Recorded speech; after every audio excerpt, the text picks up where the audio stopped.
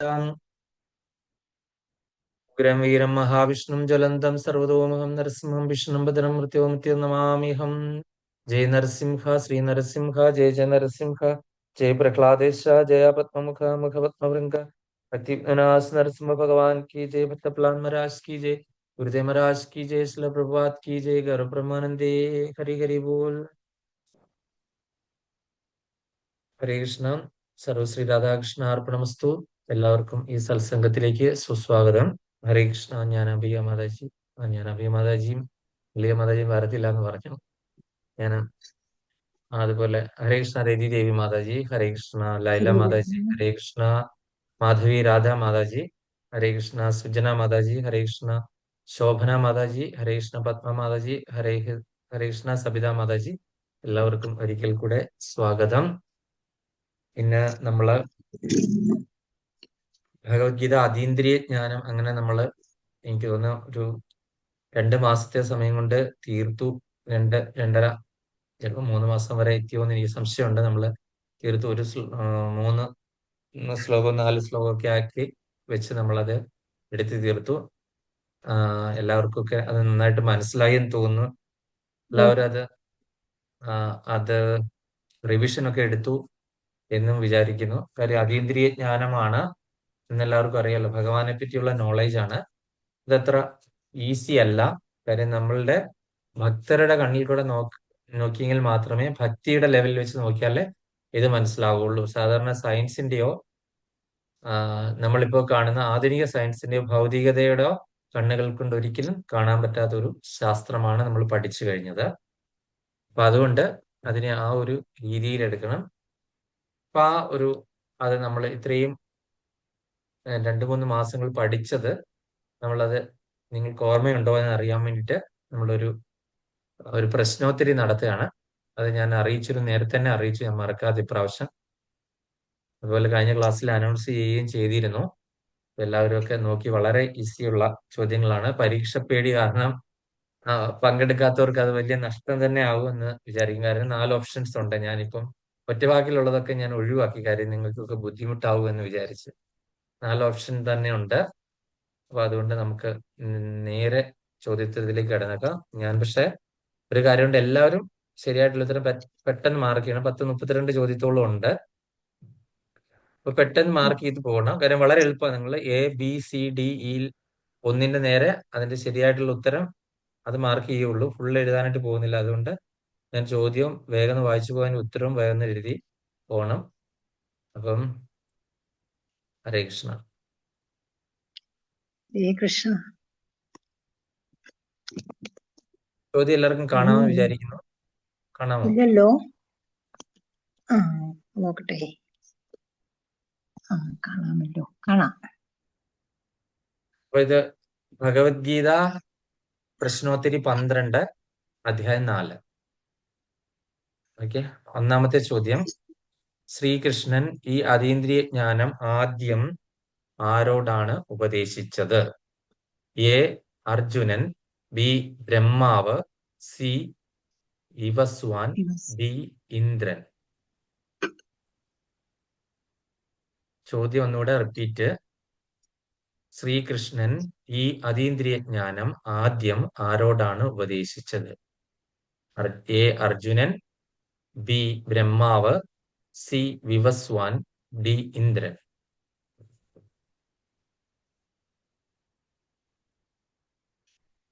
രണ്ടാമത്തെ ചോദ്യം. വിവസ്വാൻ ഈ ജ്ഞാനം ആരോട് പറഞ്ഞു? A Manu, B Narayanan, C Agni, D Arjunan. Vivasvan ഈ ജ്ഞാനം ആരോട് പറഞ്ഞു? എ മനുവിനോട്, ബി നാരായണനോട്, സി അഗ്നിയോട്, ഡി അർജുനനോട്.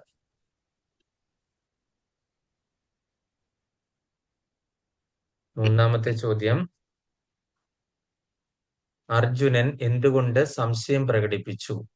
എ കൃഷ്ണൻ ദൈവമല്ലെന്ന് കരുതി, ബി വിവസ്വാൻ പഴയവൻ ആയതിനാൽ, സി കൃഷ്ണന്റെ ജനനം പിന്നീടായതിനാൽ, ഡി ഉപദേശം തെറ്റാണെന്ന് കരുതി. ശ്രദ്ധിച്ചുത്തരം എഴുതണം. ഒന്നുകൂടെ ചോദ്യം റിപ്പീറ്റ്. അർജുനൻ എന്തുകൊണ്ട് സംശയം പ്രകടിപ്പിച്ചു? എ. കൃഷ്ണൻ ദൈവമല്ലെന്ന് കരുതി. ബി. ഭസ്വാൻ പുരാതനൻ അല്ലെങ്കിൽ പഴകിയവനായതിനാൽ.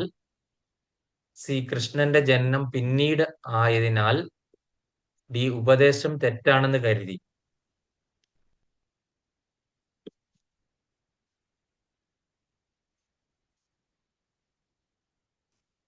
നാലാമത്തെ ചോദ്യം. കൃഷ്ണൻ തന്റെ ജനനത്തെ എങ്ങനെ വിശദീകരിക്കുന്നു? എ. സാധാരണ ജനനം. ബി. കർമ്മഫലമായി ഉള്ള ജനനം. സി. ദൈവികമായ അവതാരം. ഡി. മനുഷ്യന്റെ തെറ്റായ ധാരണ.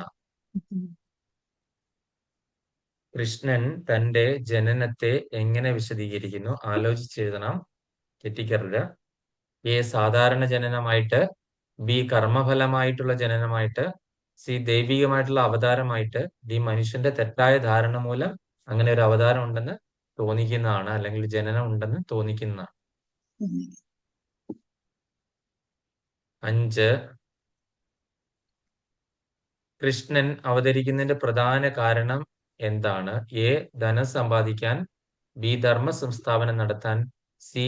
രാജ്യം പിടിക്കാൻ. ഡി. യുദ്ധം ജയിക്കാൻ. കൃഷ്ണൻ അവതരിക്കുന്നതിന്റെ പ്രധാനപ്പെട്ട കാരണം എന്താണ്? എ. ധനം സമ്പാദിക്കാനായി. ബി. ധർമ്മം സംസ്ഥാപനം ചെയ്യാൻ വേണ്ടിയിട്ട്. സി. രാജ്യം ഭരിക്കാൻ വേണ്ടിയിട്ട് അല്ലെങ്കിൽ ജയിക്കാൻ വേണ്ടിയിട്ട്. അല്ലെങ്കിൽ ഡി. യുദ്ധം ജയിക്കാൻ വേണ്ടി.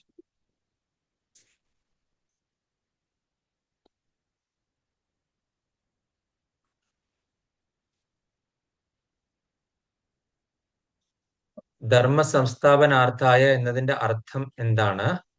എ. ധർമ്മം നശിപ്പിക്കാൻ. ബി. ധർമ്മം സ്ഥാപിക്കാൻ. സി. യുദ്ധം നടത്താൻ. ഡി. ശിക്ഷിക്കാൻ. ധർമ്മ സംസ്ഥാപനാർത്ഥായ എന്നതിന്റെ അർത്ഥം എന്താണ്? എ. ധർമ്മം നശിപ്പിക്കാൻ. ബി. യുദ്ധം സ്ഥാപിക്കാൻ. സി. യുദ്ധം നടത്താൻ. ഡി. ശിക്ഷിക്കാൻ.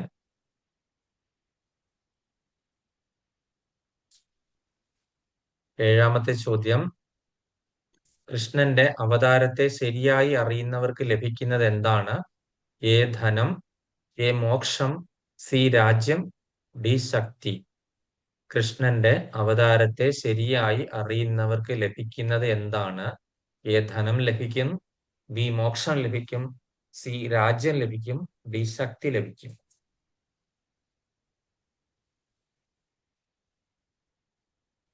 8. ഭക്തർ എങ്ങനെ കൃഷ്ണനെ സമീപിക്കുന്നു? എ. ഭയത്തോടെ. ബി. ക്രോധത്തോടെ. സി. ഭക്തിയോടെ. ഡി. അവഗണനയോടെ. ഭക്തർ എങ്ങനെയാണ് കൃഷ്ണനെ സമീപിക്കുന്നത്? എ. ഭയത്തോടെയാണ്. ബി. ക്രോധത്തോടെയാണ്. സി. ഭക്തിയോടെയാണ്. ഡി. അവഗണനയോടെയാണ്. 9. ചോദ്യം. യഥാമാം പ്രപദ്യന്തി എന്ന ശ്ലോകത്തിന്റെ ആശയം എന്താണ്? എ. എല്ലാവരും ഒരുപോലെ. കൃഷ്ണൻ ഭക്തരെ അനുസരിച്ച് പ്രതികരിക്കുന്നു. സി. ദൈവം ഇല്ല. ഡി. മനുഷ്യൻ ദൈവമാണ്. യഥാമാം പ്രപദ്യന്തി എന്ന ശ്ലോകത്തിന്റെ ആശയം എന്താണ്? എ. എല്ലാവരും ഒരുപോലെ ആണ്. ബി. കൃഷ്ണൻ ഭക്തരെ അനുസരിച്ച് പ്രതികരിക്കുന്നു. സി. ദൈവം ഇല്ല. ഡി. മനുഷ്യൻ ദൈവമാണ്.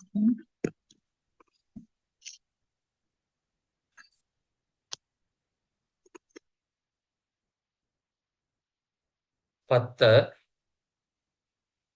കർമ്മം ചെയ്യുമ്പോൾ എന്ത് ഒഴിവാക്കണം? എ. പരിശ്രമം. ബി. ഫലം പ്രതീക്ഷ. സി. പ്രവൃത്തി. ഡി. ജ്ഞാനം. കർമ്മം ചെയ്യുമ്പോൾ എന്ത് ഒഴിവാക്കണം? എ. പരിശ്രമം ഒഴിവാക്കണം. ബി. ഫലപ്രതീക്ഷ ഒഴിവാക്കണം. സി. പ്രവൃത്തി ഒഴിവാക്കണം. ഡി. ജ്ഞാനം ഒഴിവാക്കണം.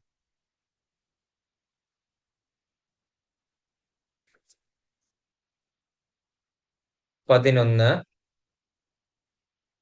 കൃഷ്ണൻ കർമ്മത്തെ എങ്ങനെ വിശദീകരിക്കുന്നു? എ. ബദ്ധതയുടെ കാരണം. ബി. മോക്ഷത്തിന്റെ മാർഗം. സി. അപ്രധാനമായത്. ഡി. തെറ്റായത്. കൃഷ്ണൻ കർമ്മത്തെ എങ്ങനെയാണ് വിശദീകരിക്കുന്നത്? കർമ്മം ബദ്ധതയുടെ കാരണമാണോ, മോക്ഷത്തിലേക്കുള്ള മാർഗമാണോ, അപ്രധാനമായതാണോ, തെറ്റായതാണോ?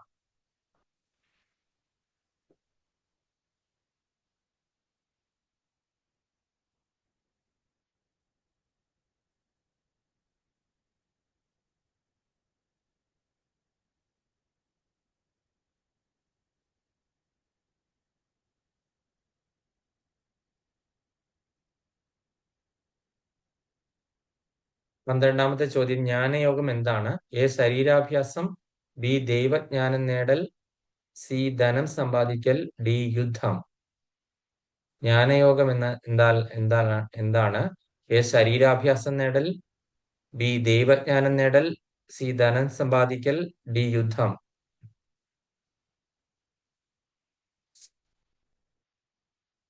13, ജ്ഞാനം നേടാൻ വേണ്ടത് എന്താണ്? എ ധനം, ബി ഗുരുസേവ, സി ശക്തി, ഡി രാഷ്ട്രീയം. ജ്ഞാനം നേടാൻ എന്താണ് വേണ്ടത്? എ ധനം വേണം, ഗുരുസേവ വേണം, ശക്തി വേണം, രാഷ്ട്രീയം വേണം. ഇതിലേതാണ് ശരിയായിട്ടുള്ള ഉത്തരം? 14, ജ്ഞാനികൾ ആരാണ്? എ ധനികർ, ബി സത്യത്തെ അറിയുന്നവർ, സി രാജാക്കന്മാർ, ഡി യോദ്ധാക്കൾ. ജ്ഞാനികൾ ആരാണ്? എ ധനികർ, ബി സത്യത്തെ അറിയുന്നവർ, സി രാജാക്കന്മാർ, ഡി യോദ്ധാക്കൾ.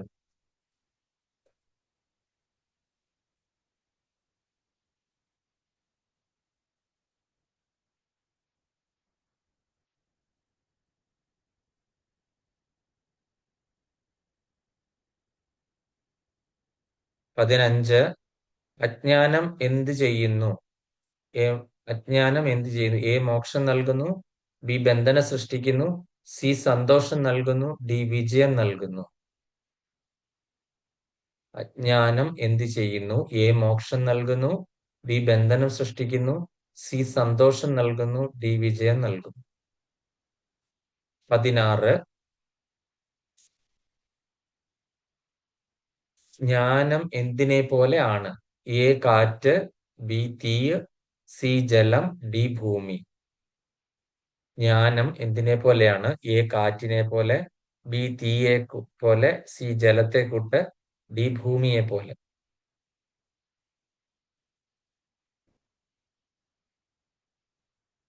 17, ജ്ഞാനം എന്ത് നശിപ്പിക്കുന്നു? എ ശരീരം, ബി പാപം, സി സമ്പത്ത്, ഡി സമയം.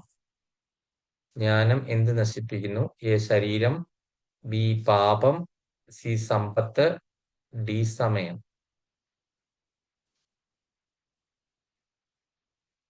18, ജ്ഞാനം ലഭിക്കുന്നവൻ എന്ത് നേടുന്നു? എ സമ്പത്ത്, ബി സമാധാനം, സി അധികാരം, ഡി പ്രശസ്തി. ജ്ഞാനം ലഭിക്കുന്നവൻ എന്ത് നേടുന്നു? എ സമ്പത്ത്, ബി സമാധാനം, സി അധികാരം, ഡി പ്രശസ്തി.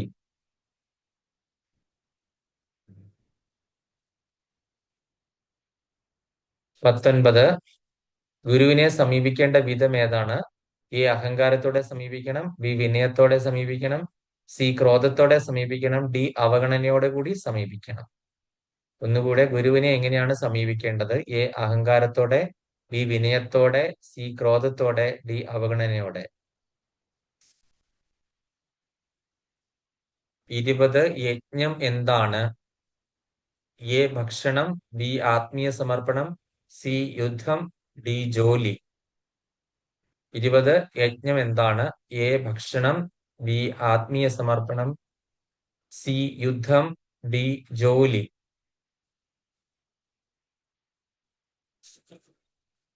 21, ജ്ഞാനയജ്ഞം എന്തിനേക്കാൾ ഉത്തമമാണ്? എ ധനയജ്ഞം, ബി ദ്രവ്യയജ്ഞം, സി തപസ്, ഡി ദാനം. ജ്ഞാനയജ്ഞം എന്തിനേക്കാൾ ഉന്നതമാണ്? എ ധനയജ്ഞം, ബി ദ്രവ്യയജ്ഞം, സി തപസ്, ഡി ദാനം.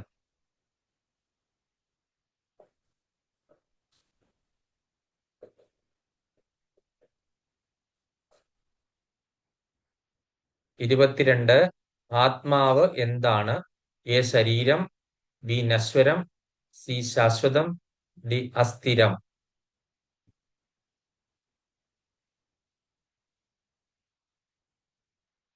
എ ആത്മാവ് എന്ന് പറഞ്ഞാൽ എന്താണ്? എ ശരീരം, ബി നശ്വരം, സി ശാശ്വതം, ഡി അസ്ഥിരം. 23 കൃഷ്ണൻ എന്താണ് പഠിപ്പിക്കുന്നത്? എ ഭോഗം, ബി ത്യാഗം, സി ആത്മജ്ഞാനം, ഡി രാഷ്ട്രീയം. കൃഷ്ണൻ എന്താണ് പഠിപ്പിക്കുന്നത്? എ ഭോഗം, ബി ത്യാഗം, സി ആത്മജ്ഞാനം, ഡി രാഷ്ട്രീയം. 24 ജ്ഞാനം ഇല്ലാത്തവർ എന്തനുഭവിക്കുന്നു? എ സന്തോഷം, ബി സംശയം, സി മോക്ഷം, ഡി വിജയം. ജ്ഞാനം ഇല്ലാത്തവർ എന്ത് അനുഭവിക്കുന്നു? എ സന്തോഷം, ബി സംശയം, സി മോക്ഷം, ഡി വിജയം.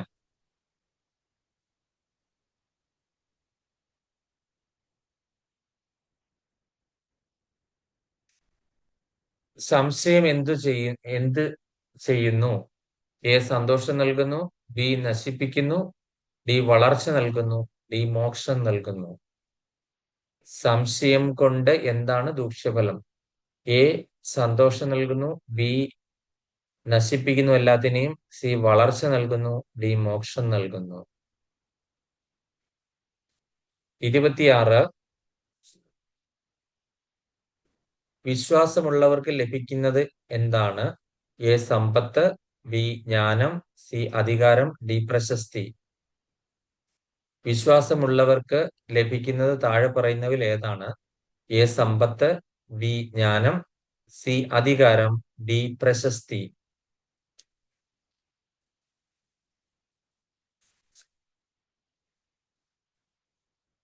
27 കർമ്മഫലം വിട്ട് പ്രവർത്തിക്കുന്നത് എന്ത് നൽകുന്നു?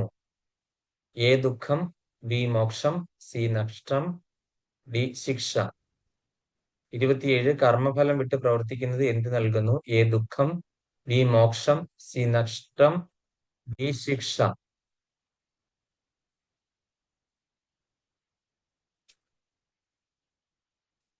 28 യോഗി ആരാണ്? എ ധനികൻ, ബി ആത്മജ്ഞാനി, സി രാജാവ്, ഡി യോദ്ധാവ്. യോഗി ആരാണ്? എ ധനികൻ, ബി ആത്മജ്ഞാനി, സി രാജാവ്, ഡി യോദ്ധാവ്. 29 കൃഷ്ണനെ അറിയുന്നവർ എന്തു ചെയ്യുന്നു? എ യുദ്ധം ചെയ്യുന്നു, ബി ഭക്തി ചെയ്യുന്നു, സി ഭോഗം ചെയ്യുന്നു, ഡി അധികാരം ചെയ്യുന്നു. കൃഷ്ണനെ അറിയുന്നവർ എന്ത് ചെയ്യുന്നു? എ യുദ്ധം ചെയ്യുന്നു, എ ഭക്തിയുത സേവനം ചെയ്യുന്നു, സി ഭോഗിക്കുന്നു, ഡി അധികാരികളായി മാറുന്നു. 30 ജ്ഞാനത്തിന്റെ പരമഫലം എന്താണ്? 30 ജ്ഞാനത്തിന്റെ പരമഫലം എന്താണ്? എ ധനം കിട്ടുന്നു, ബി മോക്ഷം കിട്ടുന്നു, സി വിജയം കിട്ടുന്നു, ഡി ശക്തി കിട്ടുന്നു. ജ്ഞാനത്തിന്റെ പരമഫലം എന്താണ്? എ ധനം കിട്ടുന്നു, ബി മോക്ഷം കിട്ടുന്നു, സി വിജയം കിട്ടുന്നു, ഡി ശക്തി കിട്ടുന്നു.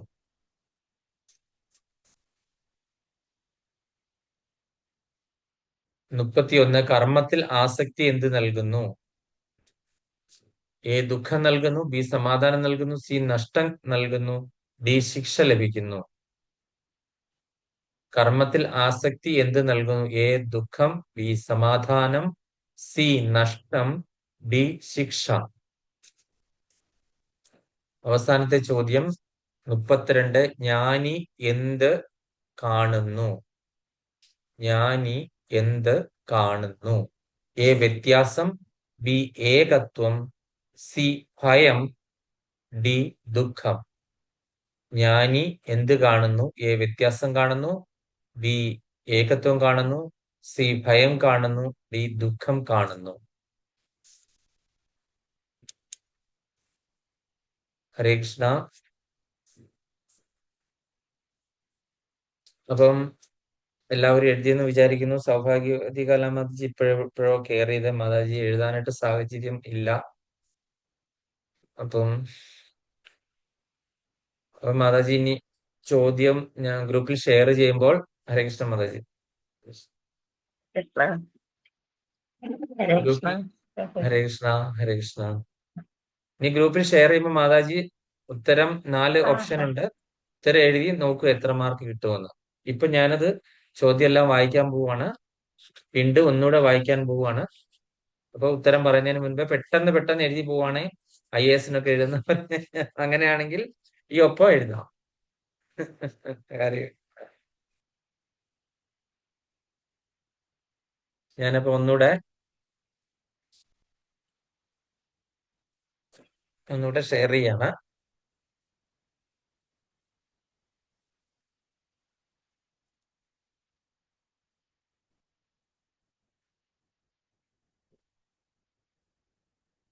കാണാവോ?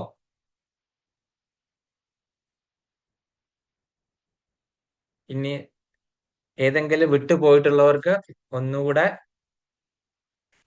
എഴുതാനായിട്ടുള്ള ഒരു സാഹചര്യമാണ്. ഞാൻ ചോദ്യം തന്നെ ഷെയർ ചെയ്യുന്നു, ഉത്തരം ഞാൻ വായിക്കാം.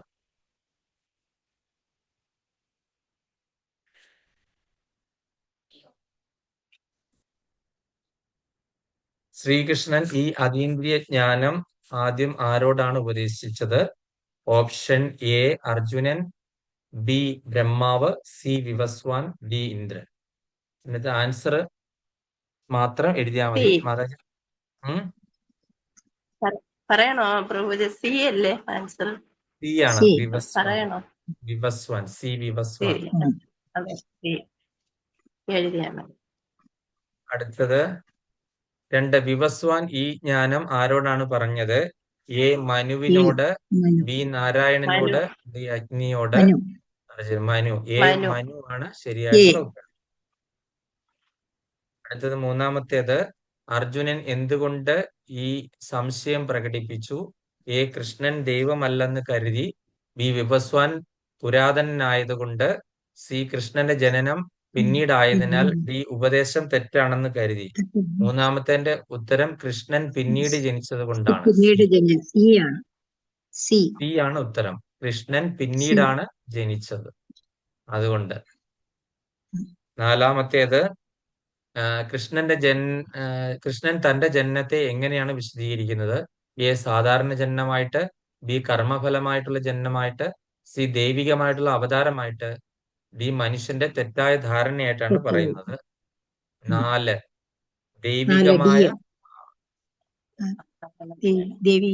ദൈവികമായിട്ടുള്ള അവതാരം.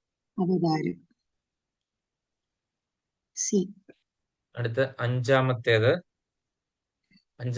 കൃഷ്ണൻ അവതരിക്കുന്നതിന്റെ പ്രധാനപ്പെട്ട കാരണം എന്താണ്? എ ധനം സമ്പാദിക്കൽ, ബി ധർമ്മ സംസ്ഥാപനം, സി രാജ്യം പിടിക്കൽ, ഡി യുദ്ധം ജയിക്കൽ. എന്താണ്? 5 ബി ആണ്, ധർമ്മ സംസ്ഥാപനം.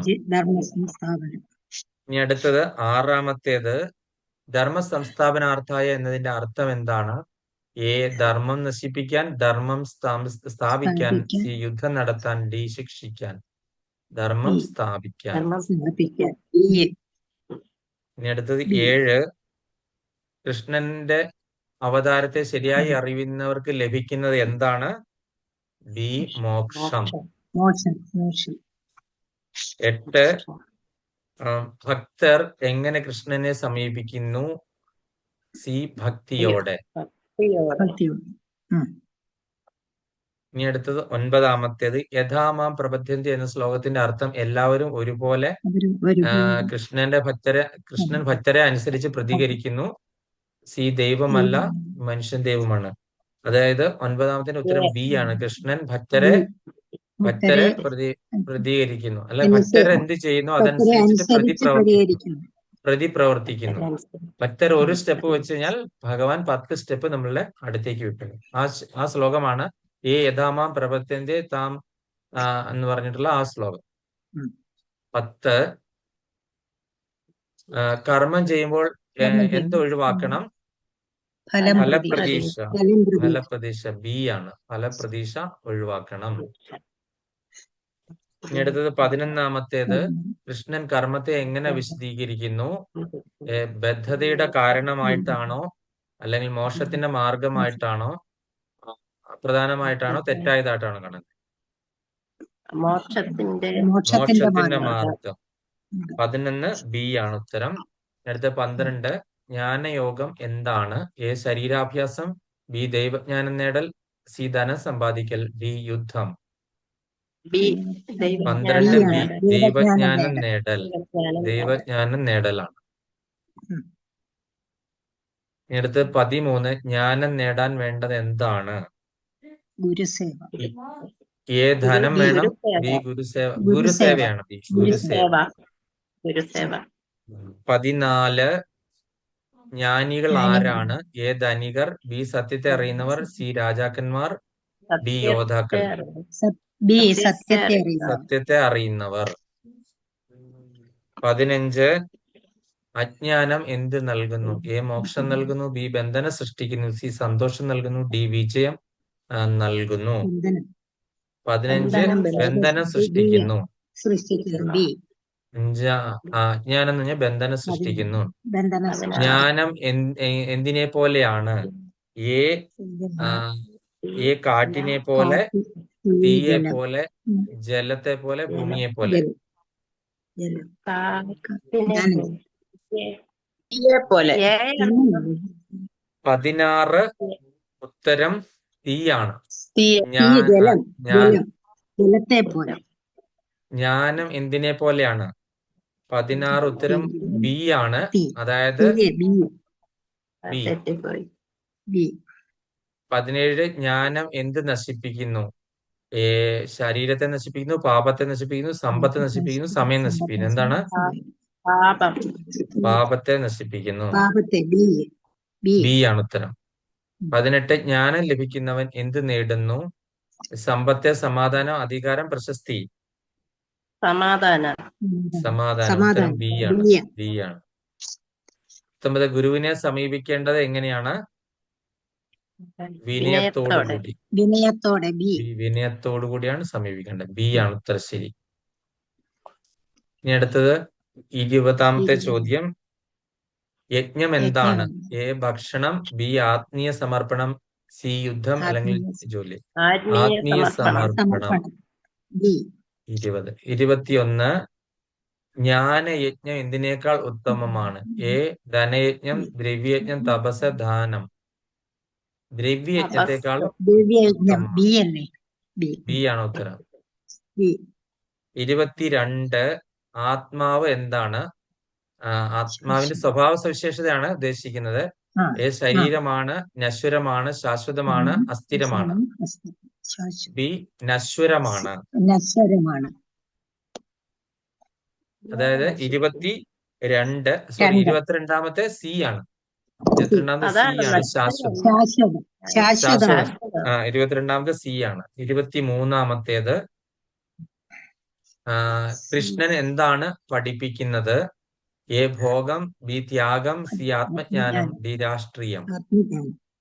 23 സി. ആത്മജ്ഞാനം. അടുത്ത 24 ജ്ഞാനമില്ലാത്തവർ എന്ത് അനുഭവിക്കുന്നു? എ സന്തോഷം, ബി സംശയം, സി മോക്ഷം, ഡി വിജയം.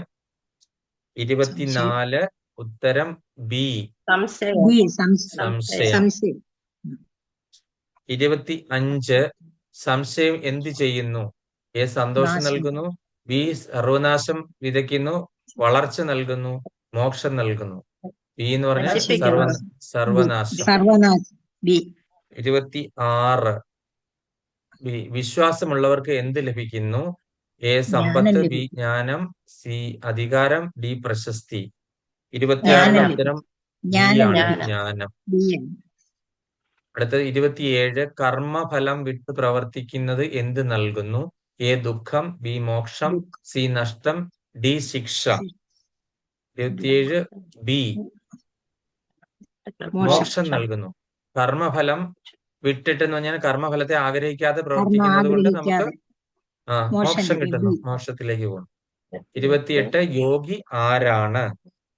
28 എ ധനികൻ, ബി ആത്മജ്ഞാനി, സി രാജാവ്, ഡി യോദ്ധാവ്. ആത്മജ്ഞാനിയാണ്.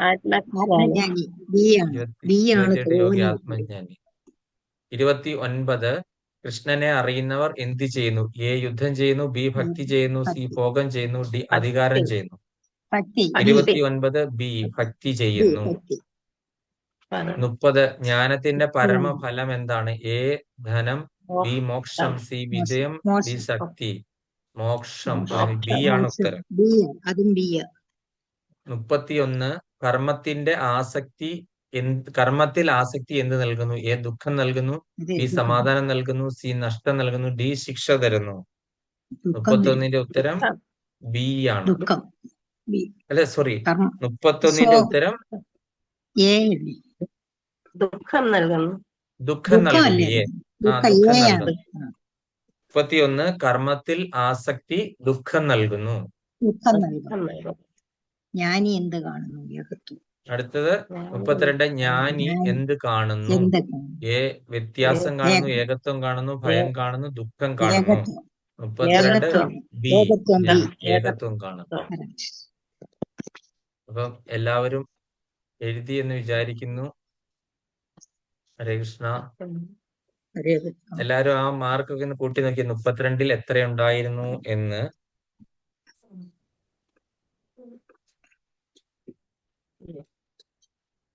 എല്ലാം കൂടുതലും ബി ആണ് ഉത്തരം. ബി ആ ഉത്തരം. ബി ആണ് കൂടുതൽ ഉത്തരം. 1 2 അതെ. 3 4 5 6 7 8 9 10 11 12 കൂടുതലും B.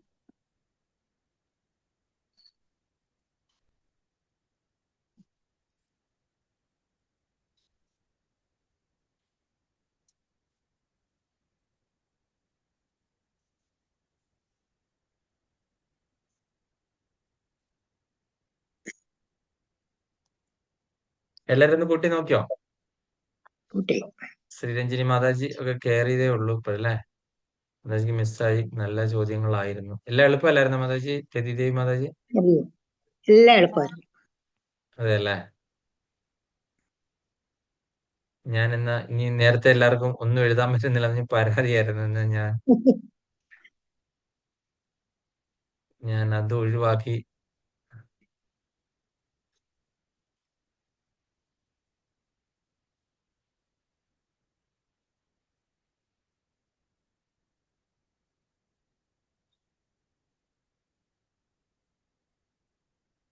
ഹരകൃഷ്ണ പ്രഭു മറ്റേ നാളത്തെ പോലെ പേപ്പർ ഇടണം കേട്ടോ പ്രഭു, എനിക്ക് എഴുതിയെടുക്കാനായിട്ട്. എന്റെ 2 തെറ്റി. അതെയോ? 4-ാമത്തെയും 18-ാമത്തെയും തെറ്റി.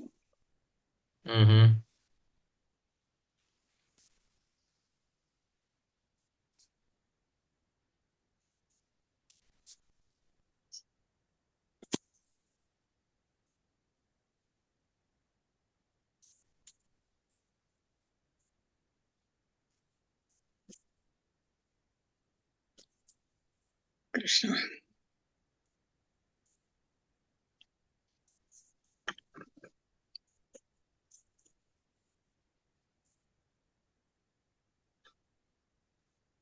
ഓക്കെ. അപ്പൊ നമുക്കെന്നാ ഓരോരുത്തരുടെ ഉത്തരം വായിക്കാം. ഞാൻ ഓരോരുത്തരായിട്ട് പേര് വിളിക്കുമ്പോൾ എത്ര മാർക്ക് ഉണ്ടെന്ന് പറയണം. രതിദേവി മാതാജി ഫുള്ളും ശരിയാ. ഹരിബോൾ. എല്ലാരും ഒന്ന് കൈയടിച്ചേക്കാം. ഹരിബോൾ. 32ൽ 32 രതിദേവി മാതാജി. ഹരേ കൃഷ്ണ. ഇതെന്റെ സബിത മാതാജി. വിഷ്ണുവിന് ഞാൻ ഡെഡിക്കേറ്റ് ചെയ്യാം. ഹരിബോൾ. ഹരേ കൃഷ്ണ. അവനെ സബിത ഓർത്താണ് ഞാൻ ഓരോ അധ്യായത്തിൽ ഓരോന്നും പഠിച്ചതുമെല്ലാം അവനെ ഓർത്താ. അതെ അല്ലേ? ഹരേ കൃഷ്ണ. പ്രഭു, എനിക്ക് ഒരെണ്ണം തെറ്റി. കൃഷ്ണൻ എന്ത് പഠിപ്പിക്കുന്നു എന്നുള്ളത് ഞാൻ ഭഗവാന്റെ സവിശേഷമായ പരിത്യാഗം എന്നുള്ള അർത്ഥത്തിൽ എഴുതി വെച്ചു. അപ്പൊ അതെ. 31 മാർക്ക്. 31. ഹരിബോൾ. ഹരേ കൃഷ്ണ മാതാജി. ഹരേ കൃഷ്ണ. സൗഭാഗ്യവതി കല മാതാജി അവസാനം കയറിയതുകൊണ്ട് ഞാൻ ചോദിക്കുന്നില്ല. മാതാജി തന്നെത്താനെ തെറ്റി. അതായത് എല്ലാം കറക്റ്റ് ഉത്തരം പറഞ്ഞു. കറക്റ്റ് ഇല്ലാതെ തന്നെ തെറ്റി പറയുന്നു. പ്രഭുജി. 4 സംശയം ഉണ്ടായിരുന്നു അല്ലേ? 4 തെറ്റി. ഒന്ന് ഞാൻ തെറ്റാവുന്ന മുമ്പേ ആൻസർ ഒരു മാതാജി പറഞ്ഞായിരുന്നു. അങ്ങനെ 4 28. അതെ അല്ലേ? ഹരിബോൾ. ഹരേ കൃഷ്ണ. ഹരേ കൃഷ്ണ മാതാജി. ഹരേ കൃഷ്ണ. ലൈല മാതാജി 24. ഹരിബോൾ. ഹരേ കൃഷ്ണ മാതാജി. Thank you. മാതാജി പഠിച്ചായിരുന്നോ? ആ പഠിച്ച് അതിൽ എളുപ്പമല്ലായിരുന്നു. 16-ാമത്തെ ഒന്ന് പറയോ പ്രഭുജി? 16-ാമത്തെ ചോദ്യം ആൻസറും. 16-ാമത്തെ ചോദ്യം ആൻസർ അല്ലേ? ആ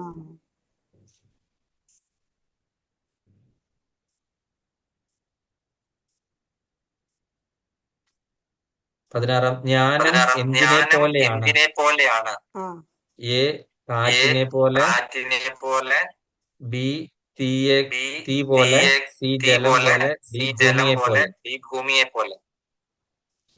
അറിഞ്ഞൂടാ പ്രഭുജി ആൻസർ. ഉത്തരം ബി ആണ്. തീ. അഗ്നിയെ പോലെയാണ് ജ്ഞാനം. ജ്വലിക്കുകയാണ് ജ്ഞാനം. എക്കോ എന്താ ഇതിങ്ങനെ? അത് ലൈല മാതാജി എപ്പോ ഓപ്പൺ ചെയ്താലും എക്കോ വരും. അതെന്താന്ന് എനിക്കറിയത്തില്ല. ഓക്കെ, ഹരേ കൃഷ്ണ, ഹരിബോൾ. അടുത്തത് റിയൽമി മാതാജി, അതിന്റെ പേരുന്ന മാധവി രാധ മാതാജി. ഹരേ കൃഷ്ണ. പ്രഭുജി എനിക്ക് 23 ശരിയുള്ളൂ, പിന്നെ അറിയാന്നുള്ളതെല്ലാം തെറ്റിപ്പോയി എനിക്ക്. അറിയാവുന്നതായിരുന്നു, പക്ഷെ അവിടെ അതാണോ ഇതാണോ എന്ന് സംശയമില്ലേ? സംശയം മറ്റൊന്ന് വന്നതിൽ 2-3 തെറ്റിപ്പോയി. തെറ്റിപ്പോയി. പിന്നെ ഹരിബോൾ. പിന്നെ 23 ശരി, 23 അറിയാം നല്ലതുപോലെ. 23 ശരിയായിരുന്നു. ഹരിബോൾ. അപ്പം മറ്റൊന്നിൻ ധർമ്മയോഗത്താൽ അതു താൻ അല്ലയോ ഇതല്ലേ? ഇതാണോ അതാണോ എന്ന് സംശയം തോന്നി എന്ന് വർണ്ണ്യത്തിൽ ആശങ്ക ഉൽപ്രേഷാഖ്യ അലങ്കൃതി. അങ്ങനെ അങ്ങ് തെറ്റിപ്പോയി അല്ലേ?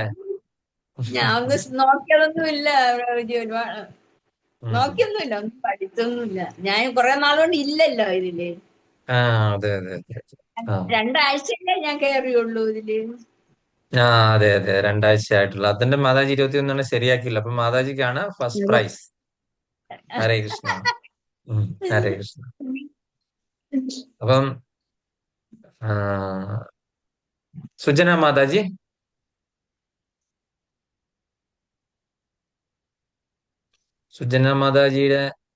മാതാജി അവിടെ ഉണ്ടോ, ഇരിക്കുന്നുണ്ടോ, എഴുതിയോന്നൊന്നും അറിയില്ല. മാതാജിയെ കാണുന്നുമില്ല. മ്യൂട്ടാണ് മാതാജി. ഞങ്ങൾക്കൊന്നും കേൾക്കാനും വയ്യ, കാണാനും വയ്യ. ഇന്ന് അടുത്ത ആളുടെ അടുക്കൽ പാസ്. പ്രഭുജി എനിക്ക് 28 ശരിയുണ്ട്, 4 പക്ഷെ വലിയ ഞാനൊന്നും പഠിച്ചില്ല. വൈകുന്നേരം എടുത്ത് കുറെയൊക്കെ പഠിച്ചതേ ഉള്ളൂ. പക്ഷെ ഇത്രയും എളുപ്പമായിരുന്നു ക്വസ്റ്റ്യൻസ് എല്ലാം. വളരെ എളുപ്പമല്ലായിരുന്നോ? അതുകൊണ്ടാണ് ഇപ്പൊ ഇന്ന് കേറാതിരുന്നവർക്കൊക്കെ എന്തായി പോയില്ലേ? ക്ലാസ്സിൽ വെറും 2 ആഴ്ച വന്നവരും ഒക്കെയാണ് ഇത്രയും സ്കോർ എടുത്തത് അല്ലെ? ഒന്നും പഠിക്കാത്തവരൊക്കെ. പ്രഭുജി ഈ ക്വസ്റ്റ്യൻസ് ഇടുമോ? ഇതിലിടും നല്ലോണം ക്വസ്റ്റ്യൻസ് എല്ലാം ഒന്നുകൂടെ എഴുതി. ഓക്കെ. അടുത്തത് ശോഭന അച്യുതൻ. മാതാജി. എന്റെ 2 തെറ്റി. 4-ഉം 18-ഉം തെറ്റി. ബാക്കിയെല്ലാം ശരിയായിരുന്നു. ഹരിബോൾ. മാതാജിയും പുതിയതായിട്ട് കയറിയ എത്രയാ 2 ആഴ്ച കണ്ടായിട്ടേ ഉള്ളു അല്ലേ? അതെ. മാതാജിക്ക് കൺഗ്രാചുലേഷൻസ്. ഒരുപാട് അവിടെ വളരെ റെസ്ട്രിക്ഷൻസ്, അവിടെ എല്ലാ പുസ്തകങ്ങളും അങ്ങനെയൊന്നും കൊണ്ടുവരാനൊന്നും പറ്റത്തില്ലാത്ത സാഹചര്യത്തിൽ മാതാജി ഇത്രയും ശരിയാക്കി എഴുതി. പിന്നെ മാതാജി സീനിയർ ആണ്, അപ്പൊ അതുകൊണ്ട് മാതാജി കുറച്ച് ജ്ഞാനം ഒക്കെ ഉണ്ട്. ഹരിബോൾ. അത്രയും ഇല്ല പ്രഭു, നമ്മള് വെറുതെ തുടക്കക്കാരാ നമ്മളൊക്കെ. മാതാജി പറഞ്ഞ ആൾക്കാരൊന്നും കണ്ടില്ലല്ലോ, ഞാൻ അവരെ ആഡ് ചെയ്തിട്ടും കണ്ടില്ലല്ലോ. ഇല്ലല്ലേ? ഞാൻ പറയാം. ആ മാതാജിക്ക് എന്നെ പോലെ, ഒരു മാതാജിക്ക് എന്നെ പോലെ എടുക്കാൻ അറിയില്ല. എന്നോട് പറഞ്ഞു ആരെയോട് ശരിയാക്കണം എന്ന് പറഞ്ഞിട്ടുണ്ട്. മാതാജി ശരിയാക്കാന്ന് പറഞ്ഞിട്ടുണ്ട്. അതെല്ലേ? സൂം ഒന്നും ഇല്ല. ആ മാതാജി ക്ലാസ്സൊന്നും കയറാത്ത തന്നെ സൂം ഒന്നും ഇല്ല. അപ്പൊ അതൊക്കെ ആരോടെ അടുത്ത് പറഞ്ഞിട്ട് സൂം ഒക്കെ കയറ്റിട്ട് വേണം ചെയ്യണം എന്ന് പറഞ്ഞു എന്റെ അടുത്ത്. ഓക്കെ. അടുത്തത് പത്മ മാതാജി. ഹരേ കൃഷ്ണ. എനിക്ക് 28 മാർക്ക്. 28. ഹരിബോൾ. ഹരേ കൃഷ്ണ. അപ്പൊ ഏതൊക്കെയാ തെറ്റിയെന്ന് മാതാജിക്ക് മനസ്സിലായല്ലോ. ചെറിയൊരു സംശയം ഉണ്ടല്ലോ, അഗ്നിയും അങ്ങനെയൊക്കെ വരുമ്പോ അല്ലേ? അതൊക്കെ ഉള്ളൂ ചിലത്. അത് ശരിയായിരുന്നു. വേറെ 2-3 തെറ്റിയത്. അതെയോ? ആ ആ ആ. ഓക്കെ, കുഴപ്പമില്ല. ഹരേ കൃഷ്ണ. ശ്രീരഞ്ജിനി മാതാജി എഴുതിയിരുന്നോ അതോ ലാസ്റ്റാ ആ, കയറിയെന്ന് തോന്നുന്നു? ഞാൻ ലാസ്റ്റാ കയറിയുള്ളൂ, അതുകൊണ്ട് ഞാൻ ശ്രമിച്ചില്ല. ഞാൻ അതെയല്ലേ? അപ്പൊ ശ്രമിച്ചു. ഞാൻ ഇനി ഉത്തരം ഷെയർ ചെയ്യുമ്പോൾ മാതാജി ഒന്ന് എഴുതി നോക്കുക. മാതാജിക്ക് 32 ശരിയാകും എന്നുള്ള ഉറപ്പാണ്. കാര്യം അത്രയ്ക്ക് സിമ്പിൾ ആയിട്ടുള്ളതാണ് ഇട്ടത്. ഇതിൽ പലരും എന്താണ് ജസ്റ്റ് ക്ലാസ്സിൽ ജോയിൻ ചെയ്തവരും ഒക്കെ ഉണ്ട്, ഒന്നും പഠിക്കാതെ വന്ന് എഴുതിയവരും ഒക്കെ ഉണ്ട്. അത്ര സിമ്പിൾ ആയിട്ടുള്ള ക്വസ്റ്റ്യൻ ആണിത്. അപ്പൊ ഞാനത് ഇപ്പം ഷെയർ ചെയ്യാം. പുതിയ പുതിയ ആൾക്കാരല്ലേ പ്രഭുവിന്റെ ക്ലാസ്സില്? പുതിയ ആൾക്കാരാ, പഴയ പഠിതാക്കളെല്ലാം പോയി, ഇപ്പം പുതിയ പഴയ ആൾക്കാരാ. ഇപ്പൊ പുതിയ ആൾക്കാരാണ്. പഴയ ആൾക്കാരെല്ലാം എവിടെയോ പോയി. അവരെ മായ അതെ പിടിച്ചു. അവരെ മായ അതെ പിടിച്ചു. അതെ. ചിലപ്പോ ഞാൻ കഴിഞ്ഞ ക്ലാസ് പ്രാവശ്യം ആരും എടുക്കുന്നതിന്റെ എന്റെ ക്ലാസ് കേട്ട് കേട്ട് ബോറടിച്ചിട്ടായിരിക്കും ചിലപ്പോ വേറെ നല്ല പ്രഭുക്കന്മാരെ അന്വേഷിച്ചു പോയി കാണും. ഒരുപക്ഷെ അതെ അതായിരിക്കാം, ഒരുപക്ഷെ മായ പിടിച്ചതാ. സാഹചര്യങ്ങളാവും, എല്ലാ സാഹചര്യങ്ങളാവും, അങ്ങനാവില്ല. അല്ലാതെ ഇല്ല. താല്പര്യം ഇല്ലായിട്ടല്ല, ഓരോ സാഹചര്യം. അപ്പൊ എന്തായാലും എന്താണ് അവർക്ക് ഒന്നെങ്കിൽ ഭാഗ്യമില്ല, അല്ലെങ്കിൽ അത്രേ ഭഗവാൻ ഉള്ളൂ. ഭഗവാൻ അല്ലെങ്കിൽ എന്നിൽ കൂടെ അല്ല അവരെ എന്താണ് പറയുന്നത്, അവർക്ക് ഇത് പറഞ്ഞു കൊടുക്കാനായിട്ട് തീരുമാനിച്ചിരിക്കുന്ന കാര്യങ്ങളൊക്കെ മറ്റാരെങ്കിലും നിയോഗിച്ചിട്ടുണ്ടാവാം. ഹരേ കൃഷ്ണ. അപ്പൊ നമ്മള് അതീന്ദ്രിയ ജ്ഞാനം എന്ന് പറയുന്ന ആ ടോപ്പിക്ക് കഴിഞ്ഞു. അതായത് വെറും 50 മിനിറ്റ് കൊണ്ട് നമ്മൾ ആ 32 ചോദ്യങ്ങളും അതിന്റെ ഉത്തരങ്ങളും കഴിഞ്ഞു. ഞാൻ വളരെ ഫാസ്റ്റിൽ തന്നെ പോയിരുന്നു. എല്ലാവരും ഫാസ്റ്റിൽ തന്നെ ഉത്തരം എഴുതി. ഞാനിപ്പം ഭാവാർത്ഥം വായിച്ചിട്ട് അതിന്റെ ചോദ്യം ഉത്തരം എഴുതാനായിട്ട് സമയമില്ലാത്ത കാരണമാണ് ഞാൻ ഈ ഒരു മെത്തേഡ് സ്വീകരിച്ച. കാര്യം ഓഫീസിലിരുന്നാണ് ഇത് ചെയ്യുന്നത്. അപ്പൊ അവിടുത്തെ പരിമിതികളൊക്കെ വെച്ചിട്ടാണ് ഞാൻ ഇങ്ങനെ ചെയ്തത്. വളരെ എളുപ്പമുള്ളതാക്കി. അല്ലെങ്കിൽ ഭാവാർത്ഥം കുത്തിയിരുന്ന് നമ്മൾ പഠിച്ചാൽ മാത്രമേ ഉള്ളൂ അതിൽ നിന്ന് ക്വസ്റ്റ്യൻ ഇടാൻ പറ്റുള്ളൂ, നേരത്തെ ഇട്ടുകൊണ്ടിരുന്നത്. അപ്പൊ ആൾക്കാർക്ക് പകുതി പോലും മാർക്ക് കിട്ടത്തില്ലായിരുന്നു അന്നൊക്കെ. ഒറ്റവാക്കിൽ ഉത്തരം എഴുതുന്ന ചോദ്യം വന്നു കഴിയുമ്പോൾ പകുതിയിൽ പോലും കിട്ടാറില്ലായിരുന്നു. അപ്പൊ എല്ലാവരും പരാതി പറഞ്ഞതിന്റെ പേരിലാണ് ഞാൻ ഇങ്ങനെ ആക്കിയത്. അപ്പൊ അതുകൊണ്ട് എല്ലാവർക്കും ആ ഒരു സാറ്റിസ്ഫാക്ഷൻ എല്ലാവരുടെയും മുഖത്ത് കാണുന്നുണ്ട്. അതുകൊണ്ട് സന്തോഷം.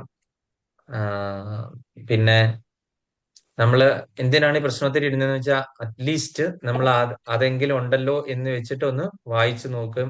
അങ്ങനെയെങ്കിലും ആ ഭഗവാൻ പറഞ്ഞ വരികളിൽ കൂടെ നമ്മുടെ ആചാര്യൻ പറഞ്ഞിരിക്കുന്ന ഭാവാർത്ഥത്തിൽ കൂടെ നമ്മളൊന്ന് കടന്നു പോകുമല്ലോ. അത് തന്നെ വലിയ കാര്യം. ഒരു റിവിഷൻ എടുക്കുക എന്ന് പറഞ്ഞു കഴിഞ്ഞാൽ അത് വലിയ കാര്യങ്ങൾ. പല ക്ലാസ്സും എടുക്കുന്നവരൊന്നും ആരും എടുക്കാറില്ലാത്തതാണ്. പക്ഷെ ഞാനിത് തുടക്കം മുതലേ ഞാൻ എടുത്തു പോരുന്നുണ്ട്. കാര്യം നമ്മള് മായയുടെ പിടിയിലാണ്, ഞാനടക്കം എല്ലാവരും മായയുടെ പിടിയിലാണ് ഇങ്ങനെ ഇരിക്കുന്നത്. അപ്പൊ അതുകൊണ്ട് നമ്മൾക്ക് ഈ ഒരു റിവിഷൻ ഇങ്ങനെ എടുത്തില്ല എങ്കിൽ എന്നാ പറഞ്ഞ അത്രയ്ക്ക് നമ്മള് അടുത്ത ഒരു ഇതിലേക്ക് ചെന്ന് കഴിയുമ്പോൾ നമ്മള് യാതൊന്നും തന്നെ ഓർമ്മയില്ല, ഇതെല്ലാം തന്നെ അങ്ങ് മറന്നുപോകും. അപ്പൊ അതുകൊണ്ട് ഒരു ഓർമ്മപ്പെടുത്തലാണ്. ഇനി അടുത്തത് എന്താണ് അടുത്ത ഹരിനാമ കീർത്തനാണ് എടുക്കാൻ പോകുന്നത്. ഇന്ന് ഹരിനാമ കീർത്തനം എടുക്കാമെന്ന് പറഞ്ഞ ആള് എന്താണ് പറഞ്ഞത്, ഇന്ന് മല്ലിക മാതാജിയാണ്. മല്ലിക മാതാജി ഒരുപാട് സോറിയൊക്കെ പറഞ്ഞൊരു മെസ്സേജ് ഞാൻ കേട്ടത് വളരെ വൈകിയാണ്. അതുകൊണ്ട് എനിക്കത് എന്താ പറയുന്നത്, എനിക്കത് നോക്കാനൊന്നും പറ്റിയില്ല. അപ്പൊ നമുക്കൊരു കാര്യം ചെയ്യാം, നമുക്ക് എല്ലാവർക്കും കൂടി അങ്ങ് എടുക്കാം. ഓരോരുത്തരും ഓരോ ശ്ലോകം വീതം വായിച്ച് നമുക്ക് റൊട്ടേഷൻ ചെയ്യാം, ആദ്യം തുടക്കം മുതൽ. എന്നിട്ട് നമുക്ക് ഇന്നത്തെ ശ്ലോകം എടുക്കാം. കാര്യം അറ്റ്ലീസ്റ്റ് അതിന്റെ ഒരു റിവിഷനും ആയിക്കോളും തുടക്കം മുതൽ. കാര്യം ഇന്ന് സമയമുള്ളത് കൊണ്ട് നമുക്ക് എല്ലാ ശ്ലോകവും അതിന്റെ അർത്ഥം അറിയാവുന്നവർ അർത്ഥം കൂടെ കൂടി വായിച്ച് അങ്ങ് പോവാം. ഫസ്റ്റ് ശ്ലോകം സൗഭാഗ്യവതി കലാമാതാജി. ഹരേ കൃഷ്ണ. ഓം നമോ ഭഗവതേ വാസുദേവായ. ഓങ്കാരമായ പൊരുൾ മൂന്നായി പിരിഞ്ഞുടനെ ആങ്കാരമായതിനു താൻ തന്നെ സാക്ഷിയതു ബോധം വരുത്തുവതിനാളായി നിന്ന പരമാചാര്യ രൂപ ഹരിനാരായണായ നമഃ. എന്റെ അർത്ഥം മാതാജിക്ക് അറിയാമോ? വിശദമായിട്ട് പറയാൻ അറിയില്ല പ്രഭുജി. ഞാൻ വായിക്കാം. ഓങ്കാരത്തിന്റെ പൊരുളായ പരബ്രഹ്മം മൂന്നായി വേർപെട്ട് അഹങ്കാരങ്ങളായി ആവിർഭവിച്ചു. ആ അഹങ്കാരങ്ങളെ പ്രകാശിപ്പിച്ചുകൊണ്ട് ഓങ്കാരമാകുന്ന പൊരുൾ തന്നെ സാക്ഷിയായി വിളങ്ങി. ഈ വസ്തുസ്ഥിതി പ്രത്യക്ഷമായി അനുഭവിച്ചറിയുന്നതിന് സഹായിയായി ഭവിച്ച പരമഗുരുവായി വിളങ്ങുന്ന ഹരി രൂപനായ നാരായണന് നമസ്കാരം. അതായത് ഓങ്കാരമായ പൊരുൾ, ഓങ്കാരം ആ ഉ മ എന്ന് പറയുന്നല്ലേ. അപ്പൊ അതിനെ മൂന്നായി പിരിഞ്ഞു. നമുക്കതിനെ സൃഷ്ടിസ്ഥിതി സംഹാരം ഒക്കെ ആയിട്ട് നമുക്ക് പറയാം. അത് വീണ്ടും അത് നമുക്കറിയാം, മഹത്തത്വം അഹങ്കാരം ഒക്കെ, മനസ്സെ ബുദ്ധി മിഥ്യാഹങ്കാരം എന്നൊക്കെ പറഞ്ഞില്ലേ, അത് വീണ്ടും അഹങ്കാരം എന്നുള്ള രീതിയിൽ മാറി, അല്ലെങ്കിൽ ഒരുപാട് തത്വങ്ങളായി അതിൽ നിന്ന് ഉത്ഭവിച്ചു ഓങ്കാരത്തിൽ നിന്ന്.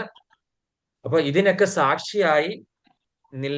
സാക്ഷിയായത് ആരാണ്? ഇതിനെല്ലാം സാക്ഷിയായി നിന്നത് ഈ ശബ്ദബ്രഹ്മവും ആദിബ്രഹ്മവും പരബ്രഹ്മവും ഇതിനൊക്കെ സാക്ഷിയായിട്ട് നിന്നത്. ഇതിനെപ്പറ്റിയൊക്കെ മനസ്സിലാക്കാനാണ് എനിക്ക് ബോധം നൽകിയത് ആരാണ്? പരമാചാര്യ രൂപനായ ശ്രീ മഹാവിഷ്ണു തന്നെയാണ്, ശ്രീഹരി വിഷ്ണു തന്നെയാണ് ആചാര്യന്റെ രൂപത്തിൽ വന്ന് ഇതൊക്കെ മനസ്സിലാക്കാനായിട്ടും എനിക്കൊരു ബോധം നൽകിയത് എന്നാണ് പറയുന്നത്. അടുത്ത രണ്ടാമത്തെ രതിദേവി മാതാജി, അതിന്റെ അർത്ഥസഹിതം. ഹരേ കൃഷ്ണ. ഒന്നായ നിന്നീക രണ്ടെന്നു കണ്ടളവിൽ ഉണ്ടായൊരിണ്ടൽബതമിണ്ടാവതല്ലമം പണ്ടേ കണക്കെ വരുവാൻ നിൻ കൃപാവലികൾ ഉണ്ടാകുകയെങ്കിലിക നാരായണായ നമ. ഒന്നു മാത്രമായി രണ്ടില്ലാതെ വിളങ്ങുന്ന അങ്ങയെ പലതായി വേർതിരിഞ്ഞതുപോലെ കാണാൻ ഇടയായതോടെ വന്നു ചേർന്ന ദുഃഖം പറഞ്ഞറിയിക്കാൻ വയ്യ. ആശ്ചര്യം, എനിക്ക് പലതായി തോന്നുന്നതിന് മുമ്പ് എങ്ങനെയായിരുന്നുവോ അതുപോലെ ഒന്നു മാത്രമായി അനുഭവിക്കുവാൻ അങ്ങയുടെ കാരുണ്യവർഷം എന്നിൽ ഈ ജീവിതത്തിൽ തന്നെ ഉണ്ടാകണേ. അല്ലയോ പാപകാരിയായ നാരായണ, അങ്ങയ്ക്ക് നമസ്കാരം. ഹരേ കൃഷ്ണ. വളരെ നല്ല ശ്ലോകം അല്ലെ? ഒന്നായ നിന്നെ, നീ ഒന്നായിരുന്നു, അല്ലെങ്കിൽ ഒരുമിച്ചായിരുന്നു അല്ലെ, ഒരു സ്ഥലത്തായിരുന്നു അല്ലെ, ഗോലോകത്തിലായിരുന്നു. ആ നീ തന്നെ പല രൂപത്തിൽ ആവിർഭവിച്ചിട്ട് പലതായി നമ്മൾ കണ്ടു. ഈ രണ്ടെന്ന് പറഞ്ഞാൽ വെറും രണ്ടെന്ന് പറഞ്ഞാൽ സംഖ്യയല്ല, മൾട്ടിപ്പിൾ ആണ്. ഒരുപാട് അസംഖ്യ ഫോംസ് ആയിട്ട് ഞാൻ കണ്ടു. അതിലൊരു ദുഃഖം എനിക്ക് സഹിക്കാൻ പറ്റുന്നതല്ല. പണ്ടേ കണക്ക് വരുവാൻ നിൻ കൃപാവലികൾ, പണ്ട് എങ്ങനെയാണ് ഉണ്ടായിരുന്നത് അതേപോലെ കാണാനായിട്ട്, അല്ലെങ്കിൽ നിന്നെ ഒന്നായി കാണാനായിട്ടുള്ള ആ ഒരു കൃപ ഉണ്ടാകണം എന്നാണ് ഇവിടെ പറയുന്നത്. അതായത് നമ്മൾ പറയുന്നത് എന്താണ്? ജീവാത്മാവും പരമാത്മാവും അതുപോലെ തന്നെ ഗോലോകത്തിൽ ഇരിക്കുന്ന ഭഗവാനും, ഇങ്ങനെയൊക്കെയുള്ള ഒരുപാട് അർത്ഥതലത്തിൽ ഈ ശ്ലോകത്തെ നമുക്ക് അങ്ങനെ ഡിസ്ക്രൈബ് ചെയ്യും. ഒന്നായ, അതായത് ഇത് ഇനീഷ്യലി ഒന്നായിരുന്നു, ഭഗവാൻ ഗോലോകത്തിലായിരുന്നു അല്ലെ. അതുപോലെ തന്നെ അസംഖ്യ അവതാരങ്ങൾ എടുത്ത്, അതുപോലെ തന്നെ അസംഖ്യ രൂപങ്ങളെടുത്ത് പലതായി കണ്ടു. ആചാര്യന്മാരുടെ രൂപത്തിലും ഭഗവാൻ എത്തി. അപ്പൊ അങ്ങനെ നമ്മൾ ഒരുപാട് രൂപത്തിൽ ഭഗവാനെ, നല്ല മനുഷ്യരെ കാണുമ്പോൾ ഇത് ഭഗവാനാണോ എന്ന് തോന്നുന്നു അല്ലെ, നല്ല വ്യക്തികളെ, നല്ല ആചാര്യന്മാരെ കാണുമ്പോൾ അല്ലെ.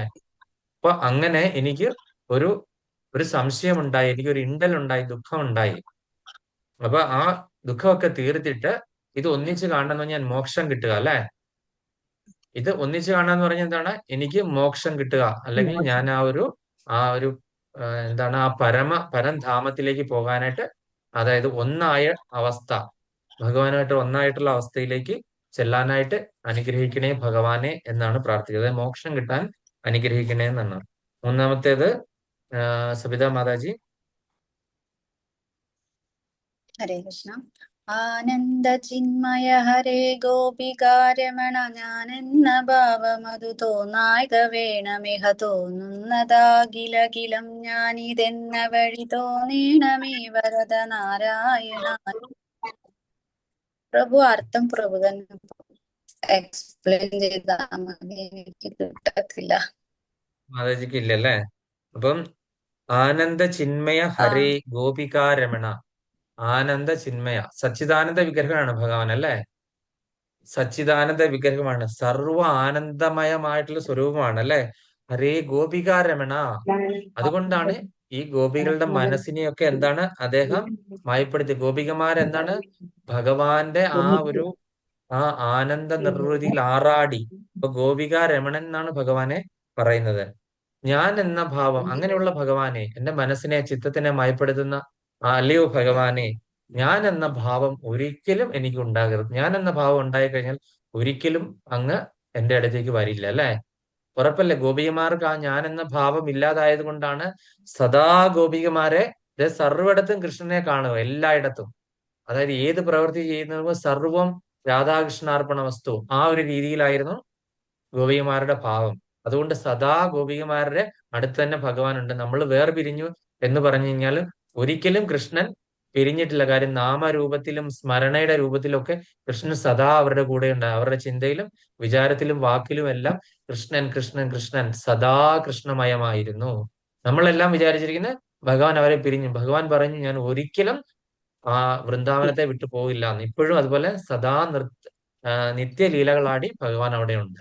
ഒരിക്കലും വൃന്ദാവനം വിട്ടിട്ട് പോകില്ല എന്ന് ഭഗവാൻ വാക്ക് പറഞ്ഞിട്ടുണ്ട്. അതുകൊണ്ട് വൃന്ദാവനത്തിൽ പോകുന്ന നമുക്കൊക്കെ തന്നെ എന്താണ് ഭഗവാന്റെ സാന്നിധ്യം അവിടെ അനുഭവിക്കാനായിട്ട് സാധിക്കും എന്നുള്ളതാണ്. അപ്പൊ അത് ഞാൻ എന്ന ഭാവം ഉണ്ടാവുകയാണെന്നുണ്ടെങ്കിൽ എന്താണ് ഈ കൃഷ്ണൻ പൂർണ്ണമായിട്ടും നമ്മളിൽ നിന്ന് വിട്ടുപോകും. അപ്പൊ തോന്നുകയാണെങ്കിൽ അങ്ങനെ ഒരു ഞാൻ എന്നൊരു ഭാവം എനിക്ക് ഏതെങ്കിലും കാരണവശാൽ തോന്നുകയാണെങ്കിൽ ഈ അഖിലം മുഴുവനും ഞാനാണെന്ന് എനിക്ക് തോന്നിക്കണം. ഈ അഖിലം എന്താണ്? ഈ പ്രപഞ്ചം മുഴുവൻ നിറഞ്ഞു നിൽക്കുന്ന ആ ഒരു ചൈതന്യം എന്നുള്ളിൽ നിൽക്കുന്നുണ്ട്.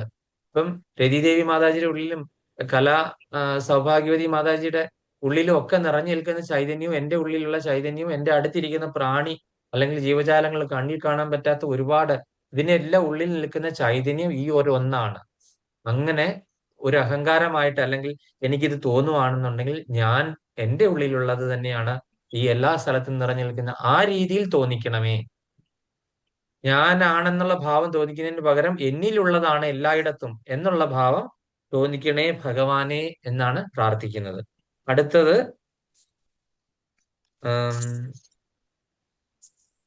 അർക്കാനലാദിയാണ്. അത് ആരാണ് വായിക്കേണ്ടത്? ലൈല മാതാജി.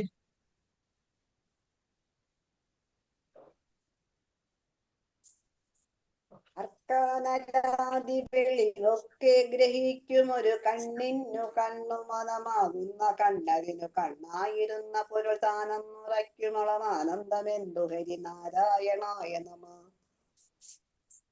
എന്താണ് മാതാജി എന്റെ അർത്ഥം? അർത്ഥം അറിഞ്ഞൂടാ പ്രഭുജി. ഹരേ കൃഷ്ണ മാതാജി. വായിക്ക. അല്ലെങ്കിൽ എക്കോയാണ്. ഹരേ കൃഷ്ണ. അപ്പൊ അർക്കൻ, അനലൻ ആദിയായിട്ടുള്ള ഈ പഞ്ചഭൂതങ്ങളെയൊക്കെ നമ്മൾ അർക്കൻ എന്ന സൂര്യൻ, അനലൻ കാറ്റ്, ഇതൊക്കെ ആദിയായിട്ടുള്ള ഈ പഞ്ചഭൂതങ്ങളൊക്കെ കാണാനായിട്ട് നമ്മളുടെ ഈ കണ്ണാണ് ഉപയോഗിക്കുന്നത് അല്ലെ. പക്ഷെ ശരിക്കും ഈ കണ്ണാണോ കാണുന്നത്? ഈ കണ്ണിനെ കാണിക്കുന്ന അതിന്റെ ഉള്ളിലിരിക്കുന്ന കണ്ണാകുന്ന അകക്കണ്ണായ മനസ്സാണ്. ആ മനസ്സിനെയും കാഴ്ച കൊടുക്കുന്ന ആരാണ്? അതിന്റെ ഉള്ളിലിരിക്കുന്ന എന്താണ് പരബ്രഹ്മമായിട്ടുള്ള പരമാത്മാ രൂപത്തിലിരിക്കുന്ന ഭഗവാനാണ് അല്ലെ. ആ കണ്ണിനു കണ്ണ് മനമാകുന്ന കണ്ണതിനും കണ്ണായിട്ടിരിക്കുന്ന പൊരുൾ ആരാണെന്ന് അറിയുമ്പോഴുണ്ടാകുന്ന ആനന്ദം എങ്ങനെ ഞാൻ പറഞ്ഞറിയിക്കും? ഈ നമ്മൾ ചുറ്റോട് ചുറ്റും കാണുന്ന ഈ കണ്ണുകൊണ്ടല്ല നമ്മൾ കാണുന്നത്. നമ്മൾ മനസ്സാകുന്ന കണ്ണ് ഇങ്ങോട്ടേക്ക് ഈ കണ്ണിലേക്ക് കേന്ദ്രീകരിച്ചാൽ മാത്രമേ നമുക്കൊരു വസ്തുവിനെ കാണാൻ പറ്റുള്ളൂ. ആ മനസ്സിനും കാഴ്ച കൊടുക്കുന്ന ആരാണ് എന്ന് എന്താണ് പരമ്പൊരുളായിട്ടുള്ള ഈ പരമാത്മാവായിട്ടിരിക്കുന്ന ഭഗവാനാണ് ആ മനസ്സിനും കാഴ്ച കൊടുക്കുന്നത്. അത് മനസ്സിലാക്കുമ്പോഴുണ്ടാകുന്ന സന്തോഷം പറഞ്ഞറിയിക്കാൻ വയ്യ എന്നാണ് ഇവിടെ പറഞ്ഞിരിക്കുന്നത്. അടുത്ത ശ്ലോകം ആരാണ്? റിയൽമി മാതാജി. അതായത് എന്നാ പറയുന്നത്? റിയൽമി മാതാജി, മാധവി രാധ മാതാജി. വേറെ പേരാണ് ഇതിന്റെ അകത്ത് കാണുന്നത്. അതുകൊണ്ട് എനിക്ക് വായിക്കാൻ. അതെന്ത് പ്രഭുജി അങ്ങനെ റിയൽമി? അത് എന്റെ ഫോണിന്റെ പേരാണ്. അതെ അതെ മാതാജി, പേര് മാതാജി അക്കൗണ്ടിൽ പോയി സേവ് ചെയ്യണം. കുട്ടികളോട് ആരെങ്കിലും പറഞ്ഞാൽ മതി. നേരത്തെ അങ്ങനെയാണ് വന്നുകൊണ്ടിരുന്നത്. ഇപ്പൊ പുതിയതായിട്ട് കയറാൻ തുടങ്ങിയ പിന്നെയാണ് ഇങ്ങനെ വരാൻ തുടങ്ങി. കുട്ടികളോട് പറഞ്ഞാൽ അത് മാറ്റിത്തരും. റിയൽമി ഫോണിന്റെ പേരാണ്. റിയൽമി ഫോണാണ് അത്. അതെ, പേര് സേവ് ചെയ്യാത്ത കാരനാണ് ഈ ഫോണിന്റെ പേര് വരുന്നത് കേട്ടോ. മാതാജിയുടെ കുട്ടികളോട് പറഞ്ഞാൽ മതി സൂമിന്റെ അക്കൗണ്ടിൽ പോയി മാതാജിയുടെ പേര് ചേർക്കാൻ. ഓക്കെ, വായിച്ചു. അടുത്തത് ഹരിനാമ കീർത്തന ഇതുര ചെയ്വതിന്നു ഗുരു അരുളാല ദേവകളും നരു ചെയ്ക ഭൂസുരരും നരനായി ജനിച്ചു ഭുവി മരണം ഭവിപ്പളവ് പുര ചെയ്വതിന്നരുക നാരായണായ നമ. അർത്ഥം വായിക്കട്ടെ? വായിച്ചോളൂ. ഹരിനാമ കീർത്തന എന്ന ഗ്രന്ഥത്തെ ഉച്ചരിക്കുന്നതിനു പരമാനന്ദ സ്വരൂപനായ സച്ചിദാനന്ദ ഗുരുവിന്റെ കാരുണ്യത്താൽ ദേവേന്ദ്രൻ മുതലായ 33 കോടി ദേവകളും സനകാദി 48 മഹർഷിമാരും വ്യാപാരി മുതലായ ബ്രാഹ്മണോത്തമന്മാരും എന്നെ വഴി പോലെ അനുഗ്രഹിക്കണം. എന്നാൽ മനുഷ്യൻ ഭൂമിയിൽ പിറന്ന് മരിക്കുന്നത് വരെ ഭഗവനാമ സങ്കീർത്തനം ചെയ്യേണ്ടത് ഇത്രയും ആവശ്യമാകയാൽ അങ്ങനെ എനിക്ക് എപ്പോഴും ഭഗവത് നാമ സങ്കീർത്തനം ചെയ്യുവാൻ ഇടവരുത്തണേ നാരായണ. അതിനായി ഞാൻ നമസ്കരിക്കുന്നു. ഹരി ബോൾ, ഹരേ കൃഷ്ണ. അപ്പൊ ഇവിടെ എന്താണ് ഹരിനാമ കീർത്തനം? കീർത്തനത്തിന്റെ മഹാത്മ്യമാണ് പറയുന്നത്. ഇത് ഉര ചെയ്വതിന് ആരുടെ സഹായം വേണം? ഗുരുവിന്റെ സഹായം വേണം. പിന്നെ എന്താണ്? 33 ദേവകളുടെ എല്ലാം സഹായം വേണം. ദേവേന്ദ്രനടക്കമുള്ള ഈ 33 ദേവന്മാരുടെ, നമ്മളുടെ പരദേവതകളുടെയും ധർമ്മദേവകളുടെ ഒക്കെ സഹായം വേണം. ഫസ്റ്റ് ഓഫ് ഓൾ ഗുരുവിന്റെ ആ ഒരു അനുഗ്രഹം ഉണ്ടാകണം, അല്ലെ? നരനായി ജനിച്ചു പോയി മരണം ഭവിപ്പളവ് ഉര ചെയ്വതിനരുൾക നാരായണായ നമഃ. അപ്പം അത് ഈ നമ്മൾ ഈ നരനായിട്ട് ജനിച്ചു പോയില്ലേ, അപ്പൊ മരണം ഭവിക്കാനായിട്ട് നമുക്ക് വരുമ്പോഴേക്കും ആ അവസാന സമയത്ത് ഭഗവാന്റെ നാമം ഉച്ചരിച്ചാൽ മാത്രമേ ഉള്ളൂ നമുക്ക് എന്താണ് തിരിച്ച് ഭഗവാന്റെ അടുത്തേക്ക് പോകാൻ പറ്റുള്ളൂ. അവസാന സമയത്ത് നമ്മള് ബോധമില്ലാത്ത അവസ്ഥയിലാണെങ്കിലോ എങ്ങനെയാണോ നമ്മൾ മരിക്കുന്നത് നമുക്ക് ആർക്കും അറിയില്ല. ആ സമയത്ത് ഭഗവാന്റെ നാമം നമ്മുടെ നാവിൽ വരാനായിട്ട് എന്താണ് ഗുരു കാരണവന്മാരുടെയും അതുപോലെ തന്നെ നമ്മളുടെ ഈ 33 ദേവന്മാരുടെ എല്ലാവരുടെയും സഹായം ഉണ്ടാകണം. അല്ലയോ ഭഗവാനെ, ഈ നരനായിട്ട് ഞാൻ ജനിച്ചു പോയി, ഇനി ഇവിടെ നിന്ന് എനിക്കൊന്ന് തിരിച്ചു പോകണം. അതിന് അവസാന കാലത്ത് നിന്റെ നാമം എന്റെ നാവിൽ വരാനായിട്ട് അനുഗ്രഹിക്കണേ ഭഗവാനെ എന്നാണ് ഈ പ്രാർത്ഥന. പ്രഭുജി, അത് ഈ ഗുരുക്കൾ എന്ന് പറയുമ്പം ബ്രഹ്മാവ് വിഷ്ണു മഹേശ്വരൻ അവർ അങ്ങനെയല്ലേ? അല്ല, ഗുരു എന്ന് പറഞ്ഞു കഴിഞ്ഞാൽ നമ്മളുടെ ആധ്യാത്മിക ആചാര്യൻ. അതായത് മാതാജിക്ക് ഗുരു, അതായത് കൃഷ്ണാവബോധത്തിൽ അല്ലെങ്കിൽ ഇതുപോലെയുള്ള വൈഷ്ണവ പ്രസ്ഥാനങ്ങളിൽ വന്നാലേ ഉള്ളൂ നമുക്ക് അങ്ങനെ ഗുരുവിനെ സ്വീകരിക്കാനായിട്ട് പറ്റുള്ളൂ. ആധികാരികമായിട്ടുള്ള 4 സമ്പ്രദായങ്ങളുണ്ട്. ആ സമ്പ്രദായത്തിലുള്ള ഏത് ഗുരുവിനെയും വേണേലും സ്വീകരിക്കാം. അപ്പൊ ഗുരുവിനെ സ്വീകരിച്ച വ്യക്തികള് ഇവിടെ ആരെങ്കിലും ഉണ്ടോ? ഇല്ല, ഞാൻ പോലും അതിന്റെ പാതയിലാണ്, സ്വീകരിച്ചിട്ടില്ല. ഇതിലാരും ഇല്ല. നമ്മളുടെ ഗ്രൂപ്പിലുള്ള 2-3 പേരുണ്ടായിരുന്നു. എനിക്കറിയത്തില്ല ശ്രീരഞ്ജിനി മാതാജി ഇനി സ്വീകരിച്ചോ എന്ന് എനിക്കറിയില്ല. ഇല്ലല്ലേ? ഗുരു ബ്രഹ്മ അതല്ല ആ ഒരു ഗുരു അല്ല. നമുക്കൊരു ദീക്ഷാഗുരു എന്ന് പറഞ്ഞൊരു ഗുരു വരും. ദീക്ഷാഗുരു, ദീക്ഷ കൊടുക്കുന്ന ഗുരു. ദീക്ഷ ഗുരു. നമുക്കപ്പോ ആ ഗുരുവിനെ സ്വീകരിച്ചു കഴിഞ്ഞാൽ നമുക്ക് പുതിയ പേര് കിട്ടും. അതുപോലെ തന്നെ നമുക്ക് ഗുരുവാണ് മാല തന്നിട്ട്, ജപമാല തന്നിട്ട് നമുക്ക് ഹരേ കൃഷ്ണ മഹാമന്ത്ര ജപം ഉപദേശിച്ചു തരുന്നത്. ആ ഗുരു ഉപദേശിക്കുന്ന മന്ത്രം ജപിച്ചു കഴിഞ്ഞാൽ ഞാൻ ദീക്ഷയൊന്നും എടുത്തിട്ടില്ല. ഞാനിങ്ങനെ ദീക്ഷ എടുത്തിട്ടില്ല. സ്റ്റെപ്പിൽ ഇങ്ങനെ നിൽക്കുന്നേ ഉള്ളൂ. അതെ, ഞാനും ഒക്കെ LKGയുടെ ഒക്കെ പടിയുടെ താഴെയാണ്. അപ്പൊ അവിടം തൊട്ടാണ് തുടങ്ങുന്നത് നമ്മുടെ യാത്ര. ഗുരു നമുക്ക് മന്ത്രം തന്ന്, ഗുരു നമുക്ക് മാല തന്നു, മന്ത്രം തന്നു, നമുക്ക് പേര് നൽകുമ്പോൾ നമ്മളൊരു കൊച്ചുകുട്ടി, നമ്മൾ 90 വയസ്സായ ആളാണെങ്കിൽ അവിടം തൊട്ടാണ് നമ്മൾ ആത്മീയ ജീവിതം തുടങ്ങുന്നത്. ഇപ്പൊ അതിനു മുൻപുള്ള എന്താണ് പ്രിലിമിനറി സ്കൂളിലാണ് നമ്മൾ പഠിക്കുന്നത്, അല്ലെ? ഗുരുവിന്റെ അടുക്കൽ നിന്ന് നമ്മൾ പേര് കിട്ടി നമ്മളൊരു പുതിയ കുട്ടിയായിട്ട് ജനിക്കുകയാണ്, അല്ലെ? പുതിയ കുട്ടിയായിട്ട് നമ്മൾ ജനിക്കുകയാണ്. അവിടം തൊട്ടാണ് നമ്മൾ തുടങ്ങുന്നത്. നമ്മൾ 90 വയസ്സായ ആളായാലും നമ്മളൊരു കുട്ടിയായിട്ടാണ് മാറുന്നത്.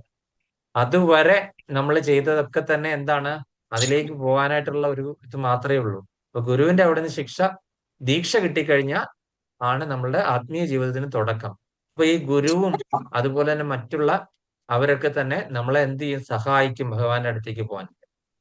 അല്ലെങ്കിൽ വളരെ ബുദ്ധിമുട്ടാണ്. മായയുടെ പിടിയിൽപ്പെട്ട് നമ്മള് എന്താണ് ചിലപ്പോൾ അബോധാവസ്ഥയിലായിരിക്കും, അല്ലെങ്കിൽ മരിക്കുന്ന സമയത്ത് വേദന കാരണം ഓർക്കില്ല, ചിലപ്പോൾ ആശുപത്രിയിലെ എവിടെയെങ്കിലും ഇതൊക്കെ തന്ന് എന്താ വായു ഒക്കെ ഇതെല്ലാം നിന്ന് മാസ്കും എല്ലാം വെച്ചിട്ട് ഓക്സിജൻ ഒക്കെ കുത്തിയിട്ടിരിക്കുന്ന സമയമായിരിക്കും. ആയുസിന്റെ അകത്ത് വിറച്ചിരിക്കുകയായി എവിടെ ഭഗവാനെ ഓർക്കാൻ പറ്റും?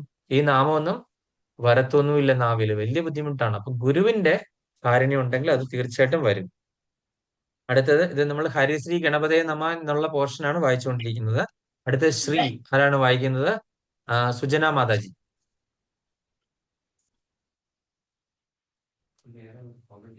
സുജന മാതാജി എവിടെയാണ് പോയിരിക്കുന്നത്? അതിന്റെ ഇടയ്ക്ക് മുങ്ങിയോ? മാതാജി ആ മൈക്ക് ഓൺ ആകാനൊന്ന് പഠിക്കൂ, കുട്ടികളെ കൊണ്ട് ചോദിച്ചിട്ട്. ആ, വായിച്ചോളൂ. ബുക്കില്ലേ? ശോഭന മാതാജി. എനിക്ക് അതിന്റെ രീതി ഒന്നും അറിയില്ല പ്രഭു വായിക്കാനുള്ള. കുഴപ്പമില്ല, വെറുതെ വായിച്ചുവിട്ടാ. ശ്രീമൂലമായ പ്രകൃതിങ്കൽ തുടങ്ങ ജനനാദ്യങ്ങളും പരമഹമായ തന്റെ ഗതി ജന്മങ്ങളും പല പല കഴിഞ്ഞാലുമില്ലവധി കർമ്മത്തിനും പരമനാരായണായ നമ. ഹരേ കൃഷ്ണ. ഹരേ കൃഷ്ണ. ശ്രീമൂലമായ പ്രകൃതിങ്കൽ തുടങ്ങി അർത്ഥം അറിയാം മാതാജിക്ക്? ഞാൻ അർത്ഥം ഇതിന്റെ അന്ന് അതിൽ അർത്ഥമൊന്നും വന്നില്ല. ഞാൻ ശ്ലോകം മാത്രം അന്ന് എഴുതിയെടുത്തുള്ളൂ. അതെയല്ലേ? അർത്ഥം ഇംഗ്ലീഷിലാണ് അർത്ഥം വന്നില്ല. കിടക്കുന്നത്. അതിനകത്ത് ഇംഗ്ലീഷിൽ കിടപ്പുണ്ട് അർത്ഥം. ആ ആ ശ്രീമൂലമായ പ്രകൃതിങ്കൽ തുടങ്ങി ജനനാന്ത്യത്തോളം പരമഹമായ തന്റെ ഗതി ജന്മങ്ങളും പല പല കഴിഞ്ഞാലും ഇല്ലവധി കർമ്മത്തിനും പരമനാരായണ ജയം. ഈശ്വരശക്തിയായ മൂലപ്രകൃതിയിൽ ആരംഭിച്ച് ജനന മരണ പരിണാമം അവസാനിക്കുന്നത് വരെ ബ്രഹ്മശക്തിയായ മായയുടെ തന്നെ പ്രവർത്തന മണ്ഡലമാണ്. ഈ നിരവധി ജനന പരിണാമ ഘട്ടങ്ങൾ കടന്നാലും കർമ്മപ്രഭാവം അവസാനിക്കുന്നേയില്ല. പരമകാരണ സ്വരൂപനായ അല്ലയോ നാരായണ, അങ്ങേക്ക് നമസ്കാരം. അപ്പം ശ്രീമൂലമായ പ്രകൃതിങ്കൽ തുടങ്ങി, അതായത് നമുക്ക് അറിയാം ഭഗവാന് എത്ര തരത്തിലുള്ള ശക്തികളുണ്ട്. ഒരുപാട് തരത്തിലുള്ള ശക്തികളുണ്ട് അല്ലേ?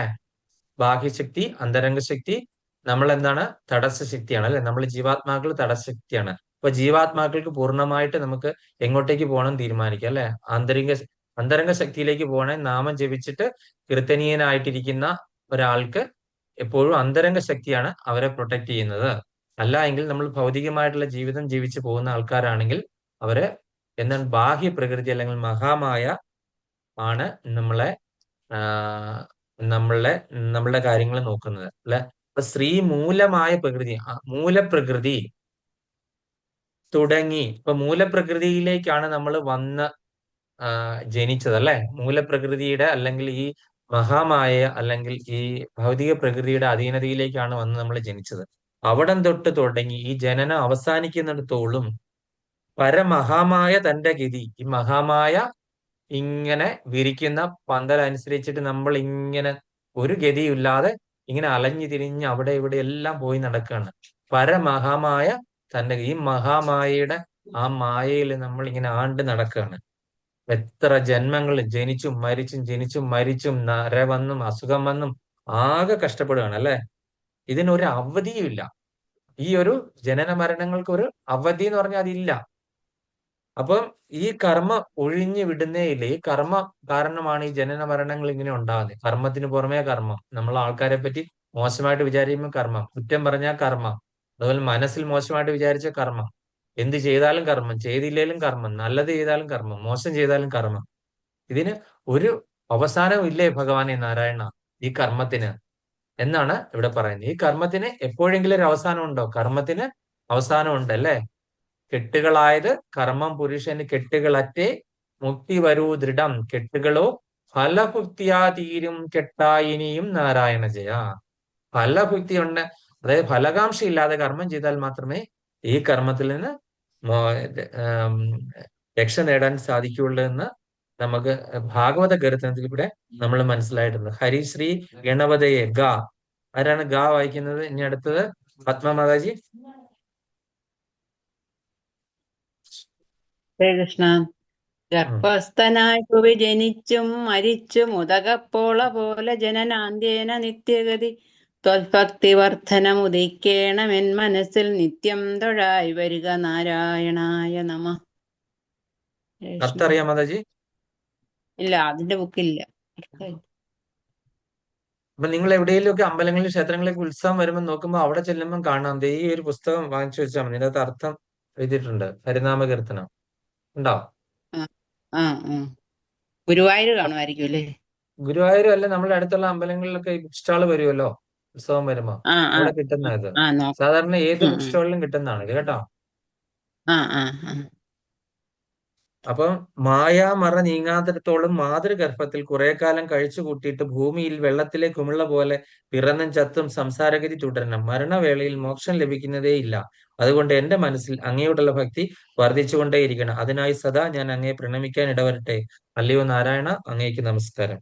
ഇപ്പൊ ഗർഭസ്ഥനായി ഭൂമി ജനിച്ചും മരിച്ചും ഉദകപ്പോള പോലെ ജനനാന്ത്യേന നിത്യഗതി. അതായത് നമ്മൾ എന്താണ്, ഒരു അമ്മയുടെ വയറ്റിൽ ജനിച്ചും അതുപോലെ തന്നെ പിന്നീട് നമ്മൾ പിറന്നിട്ട് മരിക്കും. ഇതൊക്കെ എന്താണ്? ഒരു കുമിള, വെള്ളത്തിലെ ഒരു ഉദക പോള പോലെ. ഉദകം എന്ന് പറഞ്ഞാൽ വെള്ളത്തിലെ ഒരു പോള പോലെ കുമിള വന്നിട്ട് അത് പൊട്ടുന്ന പോലെ ഉള്ളൂ ഈ സമയദൈർഘ്യം അല്ലേ? ജനനവും മരണവും ഒക്കെ. ആരെ സംബന്ധിച്ച്? നമ്മളെ സംബന്ധിച്ചിട്ട്, ഈയാമ്പാറ്റയെ സംബന്ധിച്ച് നമ്മളുടെ ജീവിതം തമ്മിൽ കണക്കാക്കിയാൽ നമ്മളുടെ ജീവിതം എത്രയോ ദൈർഘ്യമാണല്ലേ? ആ ഈയാമ്പാറ്റ ഉണ്ടാകുക, ഒരു വെളിച്ചം കാണുക, അത് മരിക്കുകയും ചെയ്യുന്നു. പക്ഷെ ഈയാമ്പാറ്റയെ സംബന്ധിച്ചിടത്തോളം അതെന്താണ് മനസ്സിൽ വിചാരിക്കുന്നത്? എത്രയോ ദൈർഘ്യമുള്ള കാലയളവായിട്ടാണ് മനസ്സിലാക്കുന്നത്. പക്ഷെ നമ്മള് ഈയാമ്പാറ്റയെ നോക്കുമ്പോൾ അതിന്റെ ജീവിതം തുച്ഛമാണ്. അതുപോലെ ഭഗവാൻ നമ്മളെ നോക്കുമ്പോൾ എന്താണ്? നമ്മൾ ഈ പല വേഷങ്ങൾ, ഉടുപ്പുകൾ മാറുന്നതും ഭഗവാനെ സംബന്ധിച്ച് എന്താ? വളരെ ഒരു കുമിള, വെള്ളത്തിലെ കുമിള പൊട്ടുന്ന മാതിരിയാണ് അല്ലെ? അത്രയും പോലും ഇല്ല ഭഗവാൻ, അത്രയും സമയം പോലും ഇല്ല ഭഗവാന്റെ കാലയളവ് വെച്ച് നമ്മളുടെ ജീവിതം നോക്കുമ്പോൾ. അപ്പൊ ജനനാന്ത്യേന നിത്യഗതി, ഈ ജനനത്തിന്റെ അന്ത്യത്തിൽ നിത്യഗതി എനിക്ക് ഉണ്ടാകണം, അതായത് പരമമായിട്ടുള്ള മോക്ഷം.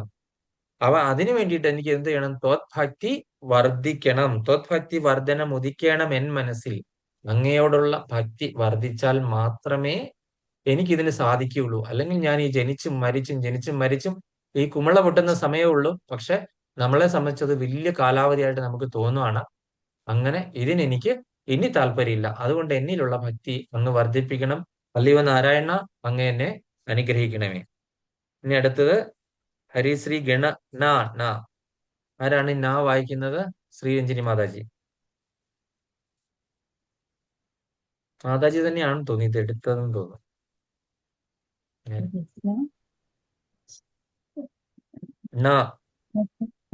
നത്താരിൽ മാനിനി മണാളൻ പുരാണ പുരുഷൻ ഭക്തവത്സലനന്ദാതിഹീനനിധി ചിത്തത്തിലച്യുത കളിപ്പന്തലിട്ടു വിളയാടിയിടുകൻ മനസ്സി നാരായണായ നമ. അർത്ഥം വായിച്ചു പ്രഭു, എന്റെ അർത്ഥം ഇല്ല. അതായത് ഭൂമാതാവായ ലക്ഷ്മി ദേവിയുടെ പ്രിയതമനും പണ്ടേ ഉള്ളവനും ഭക്തജനങ്ങളിൽ അതിയായ വാത്സല്യമുള്ളവനുമായ ഭഗവാൻ ആദിയും അന്തവും ഇല്ലാത്തവനാണെങ്കിൽ സ്വരൂപത്തിന് ഒരിക്കലും മാറ്റമില്ലാതെ വിളങ്ങുന്ന അങ്ങ് ഹൃദയത്തിൽ സ്ഥിരമായ ഒരു കളിപ്പത്തിലിട്ട് താമസമാക്കി എന്റെ മനസ്സിൽ സദാ കളിയാടുക. അല്ലയോ നാരായണ, അങ്ങേക്ക് നമസ്കാരം. അപ്പൊ നത്താരിൽ മാനിനി എന്ന് പറഞ്ഞ ആരാണ്? ലക്ഷ്മി ദേവി. ഇത്താരിൽ മാനിനി മണാളൻ എന്ന് പറഞ്ഞു കഴിഞ്ഞാൽ ഭഗവാൻ. പുരാണ പുരുഷൻ, അദ്ദേഹം എന്താണ്? ആദ്യം പുരാണ പുരുഷൻ നവയൗവനം ച നമ്മൾ കേട്ടിട്ടുണ്ട് ബ്രഹ്മസംഹിത അല്ലെ? ഏറ്റവും ആദ്യത്തെ പുരുഷൻ. ഭക്തവത്സലനാണ്. ഭക്തന്മാരിൽ എന്താണ്? സദാ കാരുണ്യവാനാണ് അല്ലെ? ഇങ്ങനെ കാരുണ്യം ചൊരിഞ്ഞുകൊണ്ടിരിക്കുകയാണ്. ഭക്തന്മാരിങ്ങനെ എന്ത് ചെയ്യുന്നു, എങ്ങോട്ട് പോകുന്നു, നടക്കുന്നു, അവർക്ക് എന്തെങ്കിലും പറ്റുന്നുണ്ടോ എന്ന് സദാ അവരെ വീക്ഷിച്ചു കൊണ്ടിരിക്കുന്നതാണ് അല്ലെ? ഭക്തന്മാരുടെ ദാസനായിട്ട് അവരുടെ പുറകെ എപ്പോഴും നടക്കുന്ന ആളാണ് ഭഗവാൻ. അനന്താതിഹീനനഭി, അതായത് അദ്ദേഹത്തിന്റെ ഒരു ജീവിതകാലം എന്താണ്? അനന്തമാണ്.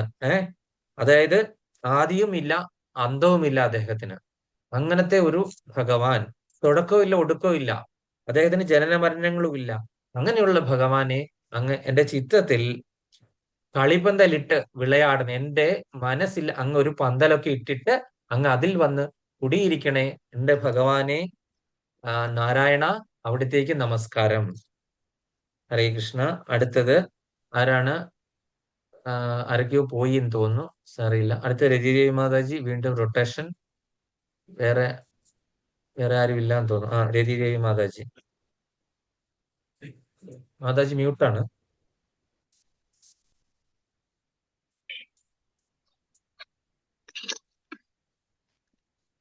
പച്ചക്കിളിപ്പവിഴപാൽ വർണ്ണമൊത്ത നിറമിച്ചിപ്പവർക്കു ഷഡാധാരം കടന്നുപരി വിശ്വസ്ഥിതി പ്രളയ സൃഷ്ടിക്ക് സത്വരജസ്തമോ ഭേദഹരി നാരായണായ നമഃ. പച്ചക്കിളിയുടെയും പവിഴത്തിന്റെയും പാലിന്റെയും നിറങ്ങൾക്ക് തുല്യമായ നിറങ്ങൾ യഥാക്രമം തമോ ഗുണത്തിന്റെയും രജോ ഗുണത്തിന്റെയും സത്വഗുണത്തിന്റെയും നിറങ്ങളായ പച്ച, ചുവപ്പ്, വെളുപ്പ് എന്നിവ കാണാൻ കൊതിക്കുന്നവർക്ക് ആറാധാരങ്ങളും കടന്ന് തതുപരി ബ്രഹ്മരന്ധ്രത്തിലൂടെ സഹസ്രാര പത്മത്തിൽ എത്തിച്ചേരുന്നതോടെ പ്രപഞ്ചത്തിന്റെ രക്ഷ, പ്രളയം, സൃഷ്ടി എന്നിവയ്ക്ക് വേണ്ടി സത്വം, രജസ്, തമസ് എന്നീ ഗുണഭേദം അംഗീകരിച്ച് വിഷ്ണു, ബ്രഹ്മാവ്, ശിവൻ എന്നിങ്ങനെ 3 രൂപത്തിൽ വിളങ്ങുന്നത് ഒരേ ഹരി തന്നെ എന്ന് തെളിയും. നാരായണനായിക്കൊണ്ട് നമസ്കാരം. ഹരേ കൃഷ്ണ. ഹരേ കൃഷ്ണ. ഇപ്പൊ എന്താണ് പച്ചക്കിളി, പവിഴം, പാൽവർണം എന്നൊക്കെ നമ്മൾ ഒരുപാട് കേട്ടിട്ടുണ്ട്. എന്താണെന്ന് നമുക്ക് മനസ്സിലായില്ല. പച്ചക്കിളി എന്ന് പറഞ്ഞു കഴിഞ്ഞാൽ ഇവിടെ ഉദ്ദേശിച്ചിരിക്കുന്നത് എന്താണ്? പച്ചവർണം അല്ലെ? അത് എന്തിനെയാണ് സൂചിപ്പിക്കുന്നത്? തമോ ഗുണത്തെ. ആ പച്ചക്കിളി എന്ന് ഇവിടെ ഉദ്ദേശിച്ചിരിക്കുന്നത് ആ, തമോ ഗുണത്തെ. തമോ ഗുണം. പച്ചക്കിളി തമോ ഗുണം. പച്ച, നീല ഒക്കെ തമോ ഗുണത്തിൽപ്പെട്ട വർണ്ണങ്ങളാണ്. പവിഴം എന്ന് പറഞ്ഞാൽ ബ്ലഡിന്റെ കളർ. അത് എന്താണ്? ക്ഷത്രിയർക്ക് രജോ. ഉള്ള ഇതാണല്ലോ. അപ്പൊ രജോ ഗുണം. അതുപോലെ തന്നെ പാൽ വർണ്ണം എന്ന് പറഞ്ഞാൽ വെളുത്തത് അല്ലെ? നമ്മളെ ഹൃദയമൊക്കെ നല്ല വെളുത്ത് പ്യൂർ ആയിട്ടിരിക്കുന്നു പറയുന്നില്ല. അപ്പൊ അത് സത്വഗുണം. അപ്പൊ ഈ 3 ഗുണങ്ങളെ, ത്രിഗുണങ്ങളെ ഇവിടെ 3 വർണ്ണത്തിനോട് ഉപമിച്ചു. അവർക്ക് ഇതിനെ പറഞ്ഞ മൊത്തം നിറമിച്ചിപ്പവർക്ക് ഷഡാധാരം കടന്നുപരി. അപ്പം ഈ 3 ഗുണങ്ങളിൽ, ത്രിഗുണങ്ങളിൽ കൂടെ ജീവിച്ചു വരുന്നവര് എന്താണ് ചെയ്യുന്നത്? ഈ 3 ഗുണങ്ങളിൽ കൂടെ വരുന്നവരെന്താണ്? ആ ഷഡാധാര 6 പടിയും കടന്ന് എന്താണ്? കടന്നുപരി വിശ്വസ്ഥിതി പ്രളയ സൃഷ്ടിക്ക് സത്വരജസ്തമോ ഭേദമുടെ നാരായണായ നമ എന്നാണ് പറഞ്ഞിരിക്കുന്നത് അല്ലെ? എന്താണ്?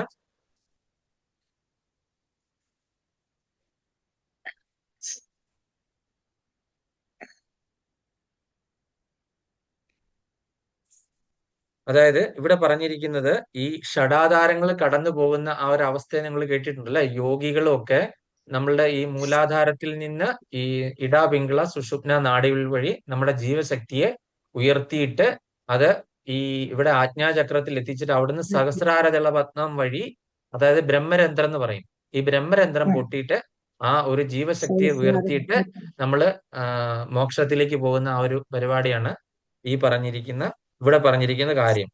അപ്പൊ അങ്ങനെ പോകുന്ന സാധകർക്ക് വിശ്വസ്ഥിതി പ്രളയ സൃഷ്ടിക്ക് സത്വരജസ്തമോ ഭേദമുടെ ഹരിനാരായണ എന്ന്. അങ്ങനെ പോകുന്നവർക്ക് മനസ്സിലാകുന്ന ഒരു കാര്യം എന്താണ്? ഈ സൃഷ്ടിസ്ഥിതി സംഹാരം. ഇതിന് 3 പേർക്കും ചുമതലയുള്ള വ്യക്തികൾ ആരാണ്? ബ്രഹ്മ, വിഷ്ണു, മഹേശ്വരൻ അല്ലെ? ബ്രഹ്മ, വിഷ്ണു, മഹേശ്വരൻ. ഈ 3 പേരും 3 ഗുണങ്ങൾ, ഗുണാവതാരം എന്നാണ് പറയുന്നത് അല്ലെ? ബ്രഹ്മാവ് ഏത് ഗുണത്തിനാണ്? രജോ ഗുണം. സൃഷ്ടി നടത്താനായിട്ട് രജോ ഗുണം വേണം. വിഷ്ണു അതുപോലെ പരിപാലനമായതുകൊണ്ട് അദ്ദേഹം എന്താണ്? സത്വഗുണത്തിലാണ്. അതുപോലെ തന്നെ ശിവൻ സംഹാരത്തിലായതുകൊണ്ട് അദ്ദേഹം തമോ ഗുണത്തിലാണ്. അപ്പം ഈ 3 ഗുണങ്ങളുടെ അധിപതിയായിട്ടുള്ള ആ ഒരു സൃഷ്ടിക്ക് വേണ്ടിയിട്ട്, ഈ സൃഷ്ടി നടക്കാൻ വേണ്ടിയിട്ട് ഈ 3 ഗുണങ്ങളും വേണം എന്നുള്ള കാര്യം അപ്പോഴാണ് അവർക്ക് മനസ്സിലാകുന്നത് അല്ലേ? അപ്പം ഇതിൽ ശകലം കോംപ്ലിക്കേറ്റഡ് ആണ്, ഭയങ്കര തത്വമാണ്. നിങ്ങൾക്കൊക്കെ മനസ്സിലാക്കാനൊക്കെ, എനിക്കും മനസ്സിലാക്കാനായിട്ട് വളരെ ബുദ്ധിമുട്ടുള്ള കാര്യം പറഞ്ഞിരിക്കുകയാണ്. പച്ചക്കിളിന്നും പവിഴമെന്നും പാൽവർണ്ണെന്നും മാത്രം നമ്മൾ കേട്ടിട്ടുണ്ട്. ഞാനിങ്ങനെ ചെറുപ്പത്തിലൊക്കെ ഇത് ഞാൻ ഓർത്ത് എന്താണ് ഈ പച്ചക്കിളിയും പവിഴവും വർണ്ണം. അതിപ്പോ മനസ്സിലായി. നമ്മള് 3 ഗുണങ്ങൾക്ക് അതിദേവതകള്. ഈ 3 ഗുണങ്ങളെയും താണ്ടി ഒരു സാധകൻ എന്ത് ചെയ്യുന്നു? അവരുടെ ജീവശക്തിയെ മൂലാധാരത്തിൽ നിന്ന് ഉയർത്തി ഇങ്ങനെ കയറ്റി ഇടാപിംഗള സുഷുപ്ന നാഡി വഴി ഇതുവഴി കയറ്റി ആജ്ഞാചക്രം എല്ലാം കഴിഞ്ഞിട്ട് സഹസ്രാരതലപത്മം എത്തി ഇവിടെ ബ്രഹ്മരന്ധ്രം പൊട്ടി ആ ഒരു ആത്മാവ് സായുജ്യം നേടാനായിട്ട് ഭഗവാന്റെ അടുത്തേക്ക് പോകുന്നവർക്ക് മനസ്സിലാകും ഈ വിശ്വസൃഷ്ടി, സ്ഥിതി, സംഹാരം എന്നിവർക്ക് കാരണമായിട്ടുള്ള ഈ പറയുന്ന 3 ഗുണാവതാരങ്ങളും ഇതിന്റെ എല്ലാം ഉടമയായിട്ടുള്ള ഭഗവാൻ ആരാണെന്നും അപ്പോഴേ മനസ്സിലാകുള്ളൂ. അതുവരെ അവർക്ക് മനസ്സിലാകത്തില്ല. ഈ പ്രൊസീജിയറിൽ പോകുന്നവർക്ക് ഇത് പൊട്ടിച്ചു പോകുന്ന അവസ്ഥയിൽ മാത്രമേ ഉള്ളൂ, ഈ ബ്രഹ്മരന്ധ്രം പൊട്ടി പോകുന്ന അവസ്ഥയിൽ മാത്രമേ ഉള്ളൂ ഇതിന്റെ എല്ലാം കാരണക്കാരൻ ആരാണ്? ആ നാരായണനാണ് എന്ന് മനസ്സിലാകുകയുള്ളൂ. ഹരേ കൃഷ്ണ. അടുത്തത് ഹരിശ്രീ ഗണപതയെ തായാണ് അടുത്തത് സബിത മാതാജി. തത്വത്തിലുള്ളിലുദയം ചെയ്തിരുന്ന പൊരുളെത്തിയിടുവാൻ ഗുരുപദാന്തേ ഭജിപ്പവനു മുക്തിക്കു തക്കൊരുപദേശം തരും ജനനമറ്റിടുമന്നവനു നാരായണായ നമഃ. പ്രഭു, ഞാനിത് എഴുതി വെച്ച അർത്ഥം വായിക്കാം. ഇപ്പൊ അന്ന് ക്ലാസ് കേട്ടിട്ട് അതെ 90 തത്വങ്ങളിലാണ് സൃഷ്ടി നടക്കുന്നത്. 96 ആ 96 96 തത്വങ്ങളിലാണ് സൃഷ്ടി നടക്കുന്നത്. ആ തത്വത്തിൽ ഉദയം ചെയ്ത പൊരുളിനെ മറന്നു പോകുന്ന സമയത്ത് അത് ഓർമ്മിപ്പിക്കാൻ വരുന്ന ആളാണ് ഗുരു. ഗുരുവിന്റെ ഉപദേശം കിട്ടിയാൽ മുക്തിക്ക് വഴിയൊരുങ്ങുന്നു. അന്ന് ജനന മരണ ശൃംഖല അറ്റുപോകുന്നതാണ്. ഹരേ കൃഷ്ണ. ഹരിപോൽ ഹരേ കൃഷ്ണ. വളരെ ചുരുക്കി മാതാജി വളരെ കൃത്യമായിട്ട് പറഞ്ഞു അല്ലേ. തത്വം. അപ്പൊ ഈ തത്വം എന്ന് പറഞ്ഞാൽ എന്താണ്? മഹത്തത്വം എന്ന് പറഞ്ഞ ഒരു തത്വമുണ്ട്. 96 തത്വങ്ങൾ അടങ്ങുന്നതാണ് അല്ലെ. പഞ്ചഭൂതങ്ങള്, പഞ്ചേന്ദ്രിയങ്ങള്, ജ്ഞാനേന്ദ്രിയങ്ങള്, കർമ്മേന്ദ്രിയങ്ങള്, മനസ്സ്, ബുദ്ധി, മിഥ്യാഹങ്കാരം, ജീവാത്മാവ്, പരമാത്മാവ്, പിന്നെ ഇതിന്റെ മൾട്ടിപ്ലിക്കേഷൻ 5 5 മുതൽ 83 7 മത എന്ന് പറഞ്ഞിട്ട് ഈ തത്വത്തെ പറ്റി വേറൊരു ശ്ലോകത്തിൽ പറയുന്നുണ്ട്. അപ്പൊ ആ സമയത്ത് ഈ തത്വങ്ങൾ എന്തൊക്കെയാണ് നമ്മൾ ഈ 96 തത്വങ്ങളെ പറ്റി നമ്മൾ പഠിക്കാം. അപ്പൊ ഈ തത്വത്തിനുള്ളിൽ ഉദയം ചെയ്ത പൊരുള്, ഈ തത്വങ്ങളൊക്കെ ആരാണ് കൊണ്ടേ കൊടുത്തത്? ഈ സാക്ഷാൽ ശ്രീനാരായണൻ.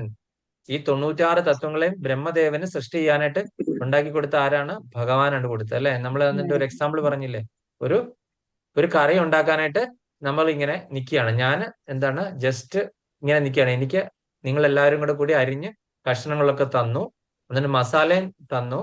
എന്നിട്ട് ഞാൻ എന്ത് ചെയ്യുന്നു, അടുപ്പിൽ വെച്ചിട്ട് തീ ഒന്ന് ഓണാക്കിയിട്ട് ആ തീയും നിങ്ങളാണ് തന്നത്. അത് ഓണാക്കാനുള്ള ഗ്യാസിന്റെ എന്നാ പറഞ്ഞ ഈ സ്പാർക്ക് ചെയ്യുന്ന ആ ഒരു ലൈറ്റർ നിങ്ങളാണ് തന്നത്. ഞാൻ എന്ത് ചെയ്യുന്നു, അത് കൂട്ടി ഇളക്കി വേവിച്ച് കറിയാക്കുന്നു. അപ്പം ബ്രഹ്മദേവൻ ഇത്രയും മാത്രം ചെയ്തിട്ടുള്ളൂ. ബാക്കിയുള്ള ഇൻഗ്രീഡിയൻസ് മുഴുവൻ കൊടുത്തതും അതിനുള്ള എല്ലാ സംവിധാനങ്ങളും സാഹചര്യങ്ങളും ഒരുക്കി കൊടുത്ത ആരാണ്? സാക്ഷാൽ നാരായണൻ. അപ്പം ഇതിന് ഉദയം ചെയ്തിരിക്കുന്നത് എങ്ങനെയാണ് ഉദയം ചെയ്തത്? ഇതിൽ നിന്ന് എങ്ങനെ സൃഷ്ടി വരുന്നു? ഇതിന്റെ ജ്ഞാനം എവിടെയാണ്? ഇതൊക്കെ മനസ്സിലാക്കണം. എന്താണ്? ഗുരുപദാന്തേ ഭജിപ്പവന്.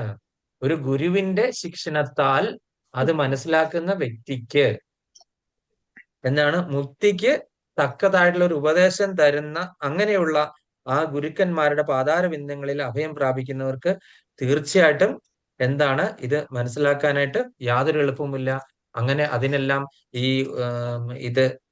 ഇതെല്ലാം സാധിച്ചു തരുന്ന ആ പരമ കാരുണികനായിട്ടുള്ള അല്ലയോ നാരായണ, അവിടത്തേക്കായി നമസ്കാരം. അപ്പം മുക്തി കിട്ടണമെങ്കിൽ ഈ തത്വവും ഇങ്ങനെയുള്ള കാര്യങ്ങളൊക്കെ മനസ്സിലാക്കി ഈ തത്വത്തിന് മുകളില് എന്താണ് പരമതത്വമായിട്ട് അല്ലെങ്കിൽ പരമസത്യമായിട്ടിരിക്കുന്ന ആ പരമകാരുണ്യനായിട്ടുള്ള സാക്ഷാൽ ശ്രീനാരായണനാണ് എന്നറിഞ്ഞിട്ടുള്ള വ്യക്തികൾക്ക് എന്താണ് തീർച്ചയായിട്ടും മോക്ഷം ലഭിക്കും എന്നാണ് ഇവിടെ ഉദ്ദേശിക്കുന്നത്. ഇനി അടുത്തത് എ എന്നുള്ളത് ഗണപതായ സൗഭാഗ്യവതി കലാമാതാജി. മൈക്ക് ഓൺ ആക്കിയിട്ട്.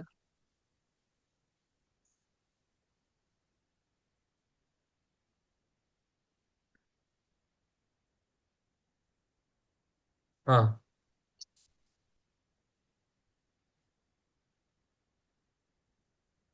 ഹരേ കൃഷ്ണ.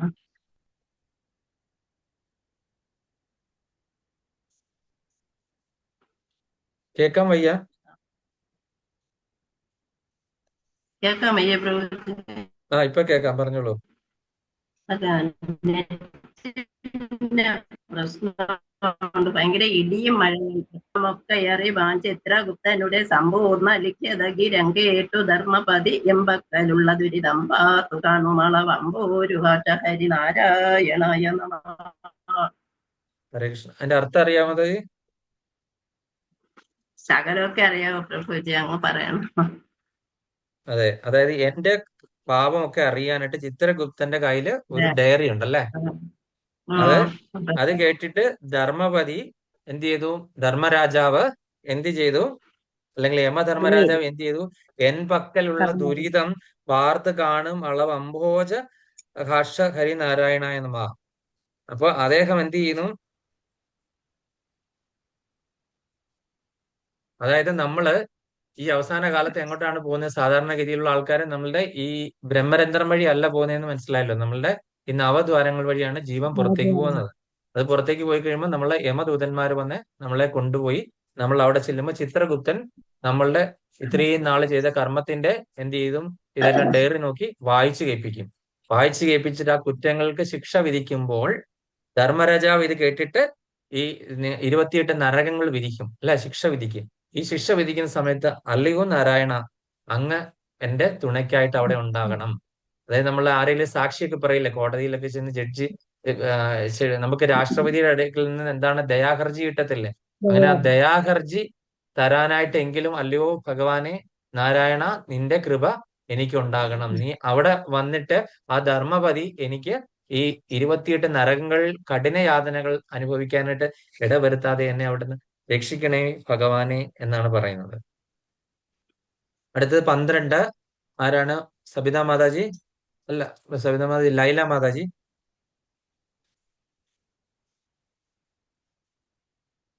നക്ഷത്രപന്തികളും ഇന്ദുപ്രകാശവും ഒളിക്കും ദിവാകരനുദിച്ചങ്ങുയർന്നളവ് പക്ഷീഗണങ്കരുടനെ കണ്ടു കൈതൊഴുതു രക്ഷിക്കയെന്നടിമ നാരായണായ നമ.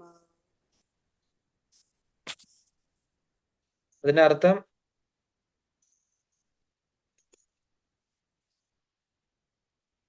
അതായത് നക്ഷത്ര പങ്ക്തികളും ഇന്ദുപ്രകാശവും ഒളിക്കും ദിവാകരൻ അങ്ങ് ഉദിച്ചുയർന്നു. നക്ഷത്ര പങ്ക്തികളെല്ലാം ഇങ്ങനെ നിറഞ്ഞു നിൽക്കുക. അതായത് ഇന്ദുപ്രകാശം എന്ന് ചന്ദ്രനൊക്കെ ആകാശത്ത് നിറഞ്ഞു നിൽക്കുക.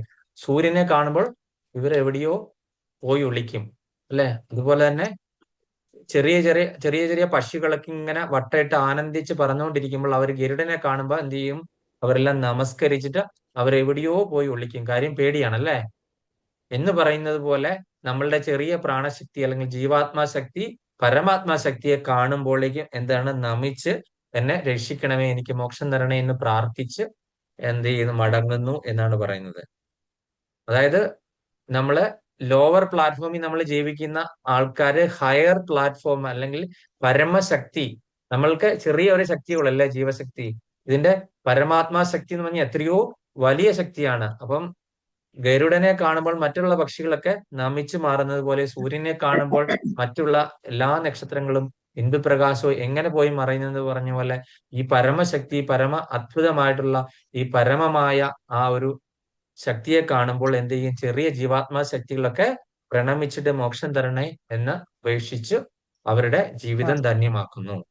അപ്പൊ ഈ പരമശക്തിയെ പറ്റി മനസ്സിലാക്കണം എന്നാണ് ഇതിലൂടെ ഉദ്ദേശിക്കുന്നത്. അടുത്തത് ആരാണ്? ശോഭന മാതാജി. ഹരേ കൃഷ്ണ പ്രഭു. മത്പ്രാണനും പരമാനും എന്നു ചെന്നവൻ പരനും പരനും പരനും തപ്പനും പ്രാണനും പരനും ഒന്നെന്നുറപ്പവന് ദേഹവും നിത്യം അനിത്യം അനിത്യം അനിത്യം കളത്രധനം കളത്രനും സ്വപ്നാദിയിൽ പലവും കണ്ടാൽ ഉണർത്തുന്നവനെ ഒപ്പം ഗ്രഹിക്കുക. ഹരിനാരായണായ നമ. ഹരേ കൃഷ്ണ. അതായത് ശകലം ഇതുണ്ട് മാതാജി ഒന്ന് വായിച്ച് പ്രാക്ടീസ് ചെയ്യണം. മത് പ്രാണനും പരനും ഒന്നെന്നുറപ്പവന് തത്പ്രാണ ദേഹവും അനിത്യം കളത്രധനം സ്വപ്നാദിയിൽ പലവു കണ്ട് ഉണർന്നവനോടൊപ്പം ഗ്രഹിക്ക ഹരിനാരായണായ നമ. അതായത് മത്പ്രാണൻ എന്ന് പറഞ്ഞാൽ ഞാൻ എന്റെ ജീവാത്മാവ്. അതുപോലെ പരൻ എന്ന് പറഞ്ഞാൽ പരമാത്മാവായിട്ടുള്ള ഭഗവാൻ. പിന്നെ തത് പ്രാണദേഹവും അനിത്യം കളത്രധനം, അതായത് എന്റെ ഈ പ്രാണൻ നിലനിൽക്കുന്ന ഈ ശരീരവും അതുപോലെ തന്നെ എന്റെ കളത്രം ഭാര്യയും അതുപോലെ തന്നെ എന്റെ ധനവും ഒക്കെ എന്താണ്? വളരെ വളരെ നശ്വരങ്ങളാണ്. അതുപോലെ സ്വപ്നാദിയിൽ പലവ് കണ്ടാൽ ഉണർന്നവനോടൊപ്പം ഗ്രഹിക്ക ഹരിനാരായണായ. നമ്മൾ ഇവിടെ നിന്ന് മനസ്സിലാക്കേണ്ടത് എന്താണ്? നമ്മളുടെ ധനം, നമ്മളുടെ ഭാര്യ, നമ്മളുടെ മക്കളെ, നമ്മുടെ ശരീരം ഇതെല്ലാം വളരെ ടെമ്പററി ആണ്. എന്റെ പ്രാണനും അതായത് എന്റെ ആത്മാവും എന്റെ പരനും പരമാത്മാവും മാത്രമേ ഉള്ളൂ എന്താണ് സ്ഥിരമായിട്ടുള്ളത്. ബാക്കിയുള്ളതെല്ലാം തന്നെ നശ്വരങ്ങളാണ്. അപ്പൊ ഇത് ഗ്രഹിക്കാനായിട്ട് ഈ ഒരു കാര്യം മനസ്സിലാക്കാനായിട്ട് അല്ലെങ്കിൽ പരമകാരുണികനായിട്ടുള്ള നാരായണ അങ്ങയുടെ കൃപ എനിക്ക് ഉണ്ടാകണമേ. അടുത്തത് നമ്മുടെ ശ്രീരഞ്ജിനി മാതാജി. പ്രഭു ഞാൻ ലീവ് ചെയ്യുവാണ്. മനസ്സിലായി മാതാജി, ഞാനും വരുന്നുണ്ട്, എനിക്കും തീർക്കാനാണ്. ഞാൻ മാതാജി ലീവ് ചെയ്തോളൂ. ഹരേ കൃഷ്ണ. അടുത്ത ശ്ലോകം നമ്മളുടെ ശ്രീരഞ്ജിനി മാതാജി 13 13 ഇപ്പൊ കഴിഞ്ഞു. ഇനി 14 അൻപേണ മെൻമനസി. ആദ്യത്തെ ആ തുടങ്ങുവാണ് അവിടെ. അൻപേണ മെൻമനസി. ആരാണ് ഇനിയുള്ളത്? ശ്രീരഞ്ജിനി മാതാജി. തേണമെന്മനത്തി ശ്രീനീലകണ്ഠ ഗുരു അമ്പോരുഹാക്ഷമിതി വാഴ്ത്തുന്നു ഞാനുമിഹ. അൻപത്തരക്ഷരവും ഓരോന്നിതൻ മൊഴിയിൽ അൻപോട് ചേർക്ക ഹരിനാരായണായ നമ. ഹരേ കൃഷ്ണ. അർത്ഥം എന്താണ് മാതാജി? അതായത് എന്റെ മനസ്സില് എന്നോട് ദയോടെ എന്റെ ഗുരുവായ ശ്രീനീലകണ്ഠ ഗുരു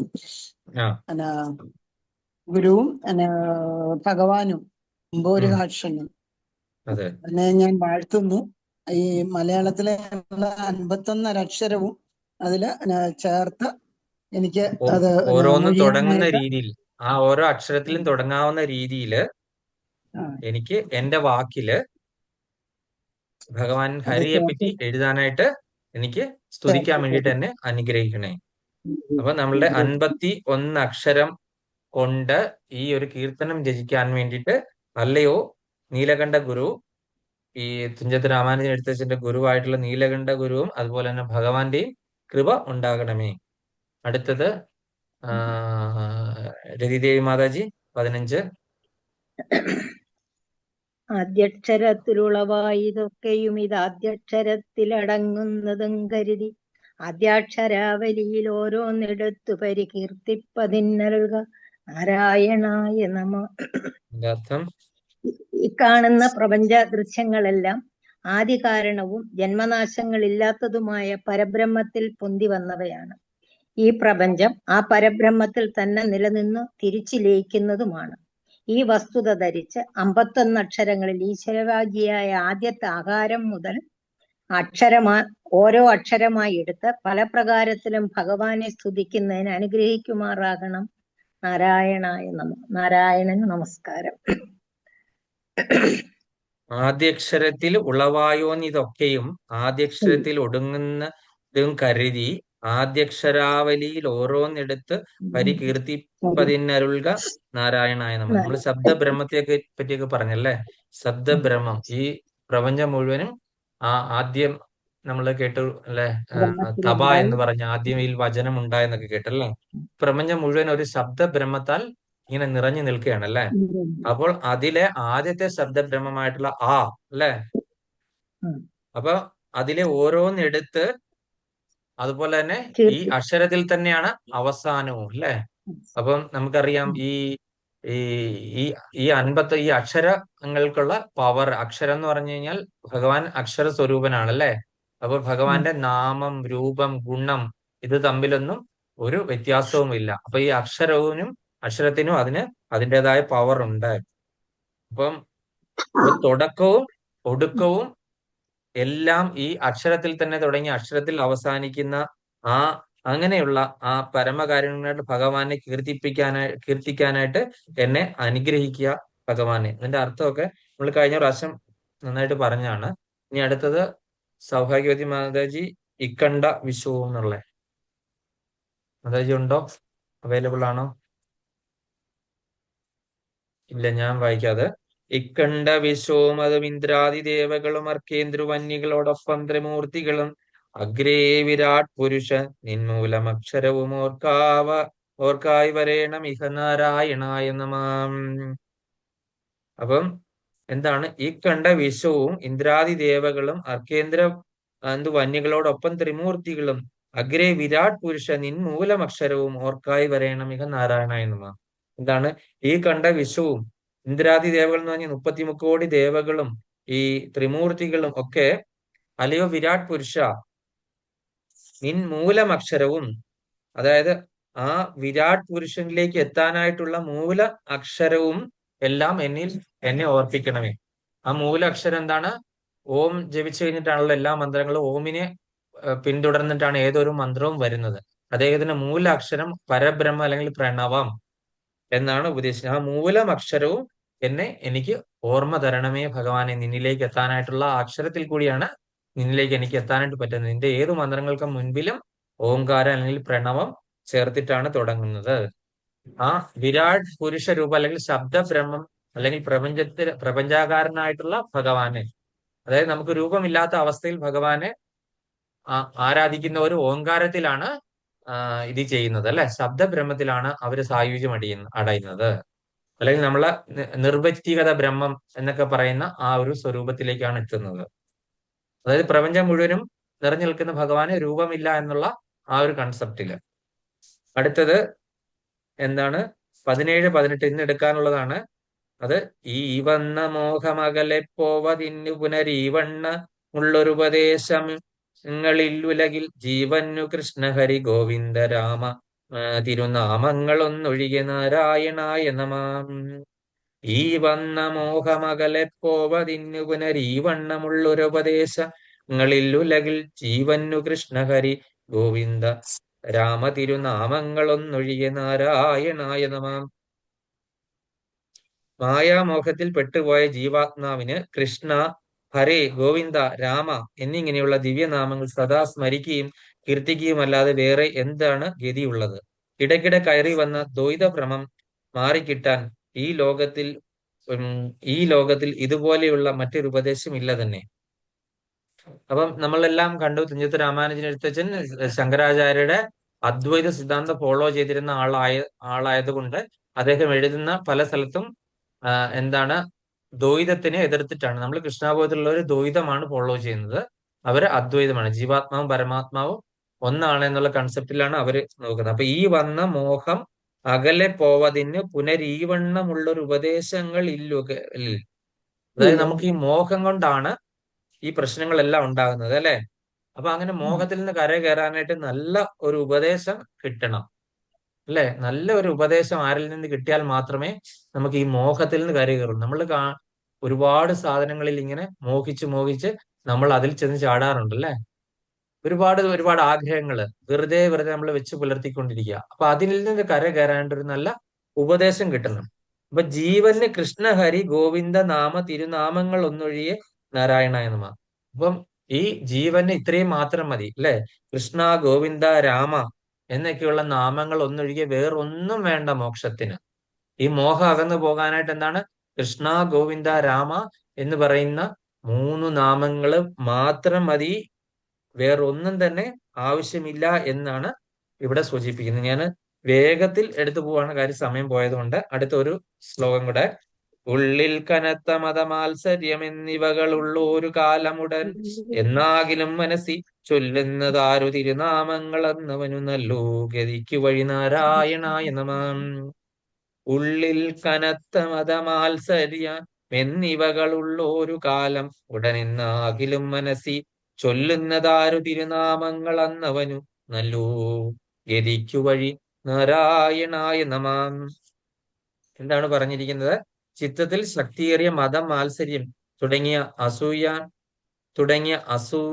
ആസുരവാസനകൾ ഉള്ള സമയമാണെങ്കിൽ പോലും മനസ്സിൽ സദാ ഈശ്വരനാമം ആര് ജപിക്കുന്നുവോ ആ ഭക്തന് മുക്തിക്ക് നല്ല വഴി തെളിഞ്ഞു കിട്ടുന്നതാണ്. അങ്ങനെയുള്ള ആ മുക്തി നൽകുന്ന മുക്തിദാതാവായിട്ടുള്ള നാരായണന് എന്റെ നമസ്കാരങ്ങൾ. അപ്പോൾ ഉള്ളിൽ കനത്ത മതമാത്സര്യങ്ങള് എന്നിവകൾ ഉള്ളൊരു കാലം ഉടൻ എന്നാകിലും മനസ്സി, അതായത് നമ്മുടെ ഉള്ളിൽ ഈ മതമത്സര്യങ്ങൾ അല്ലെ, മറ്റുള്ളവരോടുള്ള ഈർഷ്യയും വിരോധവും വൈരാഗ്യവും അത് വെച്ചുകൊണ്ട് നമ്മളെ ജീവൻ പോകാൻ കിടക്കുകയാണെങ്കിൽ നമ്മുടെ വാശിക്കൊന്നും മാറില്ല. ആരോടെങ്കിലും പിണങ്ങിയിരിക്കണം, അവരൊന്നും വന്ന് സംസാരിച്ച പോലും അവരോട് തിരിച്ച് സംസാരിക്കത്തില്ല, മുഖം തിരിക്കും അല്ലെ. ഇതെന്താണ്? ഭയങ്കര കനത്ത മതമാത്സര്യങ്ങൾ ഒഴിഞ്ഞിട്ട് ഒരു സമയവുമില്ല.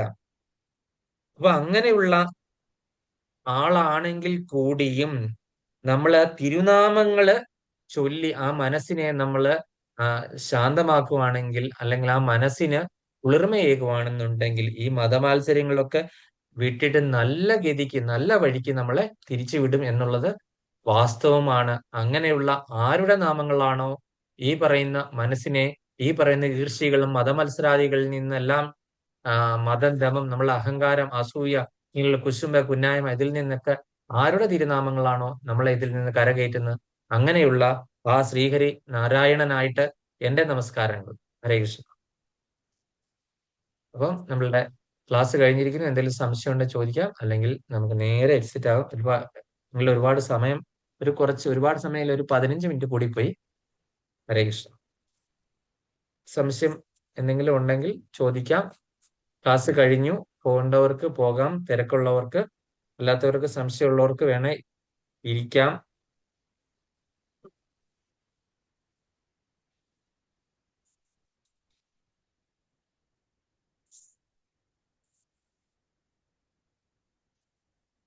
വാഞ്ചാകൽപതരുപശ്ച കൃപാസിന്ധുഭ്യവച്ച പതിനാം പാവനീഭ്യോ വൈഷ്ണവേഭ്യോ നമോ നമഃ. അനന്തകോടി വൈഷ്ണവന്തി കീ ജയ.